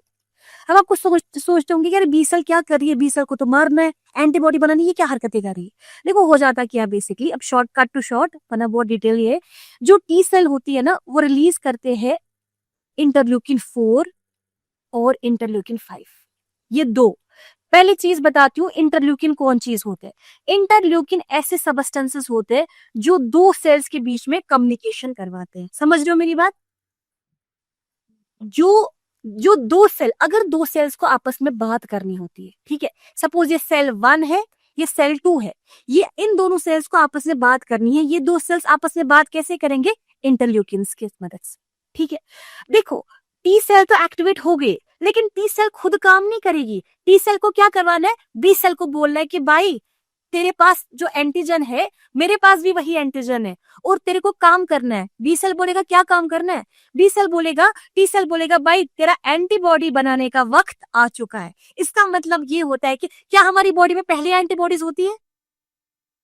नहीं होती है, इसलिए तो वैक्सीनेशन करवाते हो। सी ये आपका पूरा टॉपिक ही यही है, इसलिए तो वैक्सीनेशन करवाते हो। हमारी बॉडी में पहले से, यार सोचो, दुनिया में मिलियंस ऑफ एंटीजन है, हमारी बॉडी बेचारी किस किस एंटीजन के खिलाफ एंटीबॉडी बनाएगी? उसको क्या पता कल मुझे कौन सा एंटीजन आएगा, परसों मुझे कौन सा एंटीजन आएगा? पता है क्या बॉडी को?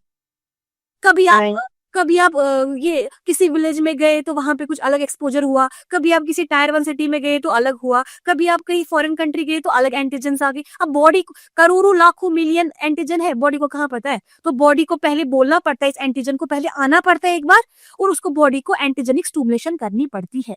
अब टी सेल क्या करेगा, पहले ये रिलीज करेगा इंटरल्यूकिन 4। इंटरल्यूकिन 4 जब निकलता है ना, इंटरल्यूकिन 4 क्या करता है, आई थिंक मुझे डिलीट करना पड़ेगा, यहाँ पे बनेगा नहीं। सी टी सेल थी ये, टी सेल ने लास्ट में रिलीज किया 2 इंटरल्यूकिन, इंटरल्यूकिन 4 और इंटरल्यूकिन 5 हमारे लिए यही काम किए। इनफैक्ट इंटरल्यूकिन 1 भी था, बट क्लास का फिर लेट हो जाएगा, आपको दूसरी क्लास भी है। सी अब क्या हो जाएगा, ये जो इंटरल्यूकिन 4 है ये जाएगा, पहले जाएगा इंटरल्यूकिन 4। इंटरल्यूकिन 4 बोलेगा इस बी सेल को, भाई तू सिलेक्ट हो गया ना? किसने बोला? हाँ। बोला कि यार अब एक काम कर, तू ना क्लोनल एक्सपेंशन कर दे। क्लोनल एक्सपेंशन क्या होता है, उसका मतलब मल्टीप्लाई कर पहले, क्योंकि सिलेक्ट तो पहले हुई थी जब इसके पास एंटीजन आया था ना, खुद से एंटीजन आया था तभी सिलेक्ट हुई थी, तो क्लोनल सिलेक्शन पहले हो चुकी थी इसकी। ठीक है, अब इसकी क्या हो जाएगी, क्लोनल एक्सपेंशन। तो जो इंटरल्यूकिन 4 होता है ना, इसको बोलते हैं बी सेल एक्सपेंशन, ये clone B cell expansion factor, ये बी सेल्स की एक्सपेंशन करेगा। कौन? इंटरल्यूकिन 4, या फिर इसको बोलते हैं B cell growth factor, BGF. ये क्या करेगा, ये सिलेक्टेड बी सेल्स की क्लोनिंग करेगा। अब क्या हो गया, ये सारी कौन सी सेल्स है, कौन सी सेल्स है ये सारी? लेकिन एक कैच है यहाँ पे फिर से, जो एंटीबॉडीज है वो कौन बनाता है, बी सेल या प्लाज्मा सेल? Plasma cells. इसका मतलब ये है कि अभी इनमें एंटीबॉडी बनाने की क्षमता नहीं। अब क्या होगा, अब हो जाएगी इनकी डिफरेंशिएशन। अब इनको हमें डिफरेंशिएट करना पड़ेगा। अब हम इनको डिफरेंशिएट कौन करवाता है, इंटरल्यूकिन 5। इंटरल्यूकिन 5 को बोलते हैं B cell differentiation factor. Differentiation का क्या मतलब होता है, एक सेल को दूसरे सेल में डिफरेंशिएट करवाना। तो इंटरल्यूकिन 5 क्या करेगा, वो इस बी सेल को कन्वर्ट करवाएगा इनटू प्लाज्मा सेल्स। तो जितनी भी बी सेल्स है वो किस में कन्वर्ट हो जाएंगी, प्लाज्मा सेल्स। प्लाज्मा सेल्स का न्यूक्लियस के बारे में क्वेश्चन पूछते हैं, प्लाज्मा सेल का न्यूक्लियस कैसा होता है, Wheel से. एग्जैक्टली कार्डव्हील शेप, ऐसे ना, जैसे वो होता है व्हील होता है ये। तो यहाँ पर क्या होंगी, यहाँ पे बनेंगी प्लाज्मा सेल्स, और प्लाज्मा सेल्स क्या करेंगी, क्या बनाएंगी प्लाज्मा सेल्स, Antibodies. लेकिन किसके खिलाफ एंटीबॉडीज होंगी सारी, किस Has antigen. एंटीजन के खिलाफ। तो आ गई आपकी बॉडी में मिलियंस ऑफ एंटीजेंस, जो इस, अब देखो अगर पहला एक्सपोजर होता है क्या वो स्ट्रांग होगा, पहली बार जब एंटीजन आता है पहली बार में कुछ नहीं होता। इसलिए आप देखते हो कि जो सेकेंड रेस्पॉन्स होता है ना, पहला रेस्पॉन्स ऐसा होगा, कुछ नहीं होगा, लेकिन जब दूसरी बार यही एंटीजन आएगा ना, इस एंटीजन की तबाही मच जाएगी। क्यों? क्योंकि ऑलरेडी लाखों में एंटीबॉडीज बने हुए हैं। तो सेकेंड इम्यून रेस्पॉन्स हमेशा जो होता है वो स्ट्रांग होता है। तो यहाँ पर आप बोल सकते हैं कि एक्वायर्ड इम्यूनिटी में मेमोरी का कॉन्सेप्ट होता है। Yes, ma'am. तो एक्वायर्ड इम्यूनिटी में मेमोरी का कॉन्सेप्ट होता है, क्योंकि बी सेल ने याद रखा यार ये वही था जो पिछली बार आया, चल चल जाके एंटीबॉडी जाओ उसको तबाह करके आओ। लेकिन क्या इनेट इम्यूनिटी में कोई मेमोरी का कॉन्सेप्ट होता है? इनेट इम्यूनिटी में पहला रेस्पॉन्स भी उतना ही वैसा ही होगा, सेकंड रेस्पॉन्स भी वैसे ही होगा, थर्ड रेस्पॉन्स भी वैसा होगा। लेकिन एक्वायर्ड इम्यूनिटी में पहला रेस्पॉन्स अगर ऐसा होगा ना कुछ, सेकंड ऐसा होगा, ग्राफ ऊपर जाएगा। तो दिस इज, ये आपकी एक्वायर्ड इम्यूनिटी है, ये आपकी इनेट इम्यूनिटी। किसी को कोई दिक्कत है इस टॉपिक में? No, ma'am. ठीक है, तो हम स्टॉप करते हैं, मैं बहुत थक गई एक्चुअली में। इसको बस एक बार रीडिंग करनी है हमें, कल करेंगे हम इसके, क्योंकि जो एक्वायर्ड इम्यूनिटी है ना, इसके 2 टाइप्स होते हैं, एक्टिव एंड पैसिव। जिसमें आप डिफरेंशिएट करोगे एक्टिव क्या है, पैसिव क्या है, कहाँ पे आपका कोलेस्ट्रम आ सकता है, कहाँ पे आपके टॉक्सॉइड होते हैं या फिर एंटी टेटनस सीरम वगैरह जो देते हैं, या फिर कहाँ पे आपका वैक्सीनेशन का आ जाता है। तो उसके टाइप्स है, ठीक है। इनेट का कोई टाइप नहीं है, इनेट एक ही होता है, लेकिन जो एक्वायर्ड होता है उसके 2 टाइप्स होते हैं, एक आपका एक्टिव, एक आपका पैसिव। ठीक है, किसी को कोई क्वेश्चन वगैरह ऐसा कुछ पूछना है या फिर कुछ भी जानना है? मैम CD4 को एक बार एक्सप्लेन कर दीजिए, क्या ठीक है। फंक्शन?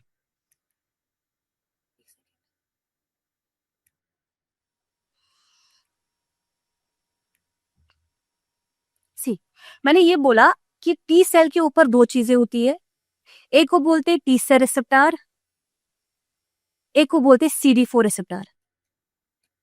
CD4 रिसेप्टर ये बेसिकली प्रोटीन होता है, ये प्रोटीन्स होता है।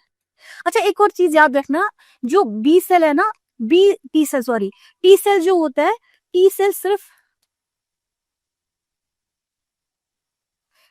जो होता है वो सिर्फ रिकॉग्नाइज कर सकता है पेप्टाइड एंटीजन को, ठीक है। टी सेल में एक और स्पेसिफिसिटी होती है टी सेल की, कि टी सेल सिर्फ पहचान सकता है पेप्टाइड एंटीजन को, मतलब जो प्रोटीन एंटीजन होता है। लेकिन जो हमारा बी सेल है ना, उसके पास कार्बोहाइड्रेट एंटीजन जाए, उसके बाद फैट एंटीजन जाए, उसके बाद पेप्टाइड एंटीजन जाए, वो सबको पहचान जाएगा, लेकिन टी सेल नहीं। तो अगर आपसे क्वेश्चन आता है कि टी सेल और बी सेल में ज्यादा स्पेसिफिक कौन है? T cell. टी सेल, याद रखना ये भी, ठीक है। ये मुझे इसी से याद है, CD4 ने पूछा था। तो ये सपोज करो यार प्रोटीन है, ठीक है, जिसने क्वेश्चन पूछा था। सी यार, आपकी 2 चीजें थी, आपका जो मैक्रोफेज लेके आया था वो आया था हैश एंटीजन लेकर, और हैश एंटीजन के ऊपर था सपोज करो ऐसे कुछ MHC क्लास 2 मॉलिक्यूल, समझ रहे हो? ठीक है। हालांकि अगर टी सेल को, अगर साइटोटॉक्सिक टी सेल को प्रेजेंट करना होता है ना कोई सेल, तो वहां पर MHC क्लास 1 आता है, ठीक है। मैं आपको कल पढ़ाऊंगी नेक्स्ट क्लास में क्या फर्क होता है। सी, अब क्या होगा, 2 चीजें हैं इसके पास। मैक्रोफेज कितनी चीजें लेके आया था, वही जवाब देगा जिसने क्वेश्चन पूछा। मैक्रोफेज कितनी चीजें लेके आया था? मैक्रोफेज हाँ, एक सेकेंड यार, हाँ बोलो बोलो आप, मेरा ना ये, अरे कैसे ऑन रह गया, आपको डिस्टर्ब हो रहा होगा। हाँ बताओ, मैक्रोफेज कौन कौन सी चीज लेके आया था? मैम MHC हाँ, MHC, और क्या क्या लेके आया उस MHC क्लास 2, और क्या लेके आया? MHC मॉलिक्यूल, ठीक है, उतना काफी। और क्या लेके आया? और एंटीजन। एंटीजन का एंटीजन, ठीक है। एंटीजन को पहचानने के लिए होता है रिसेप्टर, के बराबर है वही एंटीजन, ठीक है। एंटीजन मतलब इससे देखो, हजारों लाखों एंटीजन है, हजारों लाखों टी सेल्स है, कौन सी टी सेल सिलेक्ट हो जाएगी? वही टी सेल सिलेक्ट हो जाएगी जिस टी सेल का रिसेप्टर इस एंटीजन को पहचान पाएगा। समझ रहे हो मेरी बात? जी। तो ये एंटीजन किसके साथ फिट होगा? इस रिसेप्टर के साथ, हैश एंटीजन। और MHC को कौन पहचानेगा कि ये सही MHC है, कुछ उल्टा पुल्टा तो नहीं लेके आया? उसके लिए होगा आपका CD4। समझ रहे हो? जी हाँ। जब दोनों चीजें सक्सेसफुल हो जाएगा कि हैश एंटीजन भी रिसेप्टर में बढ़ गया, टी सेल रिसेप्टर ने बोला कि हाँ हैश एंटीजन ठीक है, मेरे लायक है, की एन लॉग हाइपोथेसिस हो रहा है, मुझ में फिट हो रहा है, ठीक है। CD4 ने भी बोला हाँ भाई MHC भी परफेक्ट आया, तब जाके ये सिग्नल किसको देंगे? इस टी सेल के न्यूक्लियस को। टी सेल के न्यूक्लियस को दोनों मिलके सिग्नल देंगे न्यूक्लियस को कि भाई दोनों चीजें ठीक है। ये बोलेगा न्यूक्लियस क्या चीज ठीक है, टी सेल बोलेगा एक तो एंटीजन भी सही से आया है जो मेरे लिए ही बना है, और दूसरी चीज वही MHC क्लास 2 मॉलिक्यूल आया जो सही है। तो न्यूक्लियस बोलेगा ठीक है भाई, अब मैं क्या करूंगा, मैं सिलेक्ट हो जाऊंगा, अब मैं स्टार्ट करूंगा एक्सपेंशन करना। समझ रहे हो? जी मैम, ये वेरिफिकेशन मैकेनिज्म है का। हाँ, एक्सेप्टेंस मैकेनिज्म। जी। सी, आप लोगों की AGB क्लास है, ठीक है, 7:30 पे होगी आपकी क्लास, क्योंकि अगर आप यही क्लास लंबी चलेगी तो आप फिर ऑब्वियसली बात है, बंदे को फिर समझ भी नहीं आता है, रिटेंशन पावर, थोड़े टाइम के बाद आपको ब्रेक भी चाहिए। तो 7:30 पे आप लोगों की AGB क्लास होगी, ठीक है। That will be taken by another teacher of hours, very old teacher है वो भी, हमारे पहले से हमारे साथ जुड़े हैं, डॉक्टर अनुपमा मैम। तो वो आपकी AGB क्लास लेंगी, तो आप प्लीज मेक श्योर करें कि उस क्लास में भी आप अटेंडेंस रखें, ठीक है।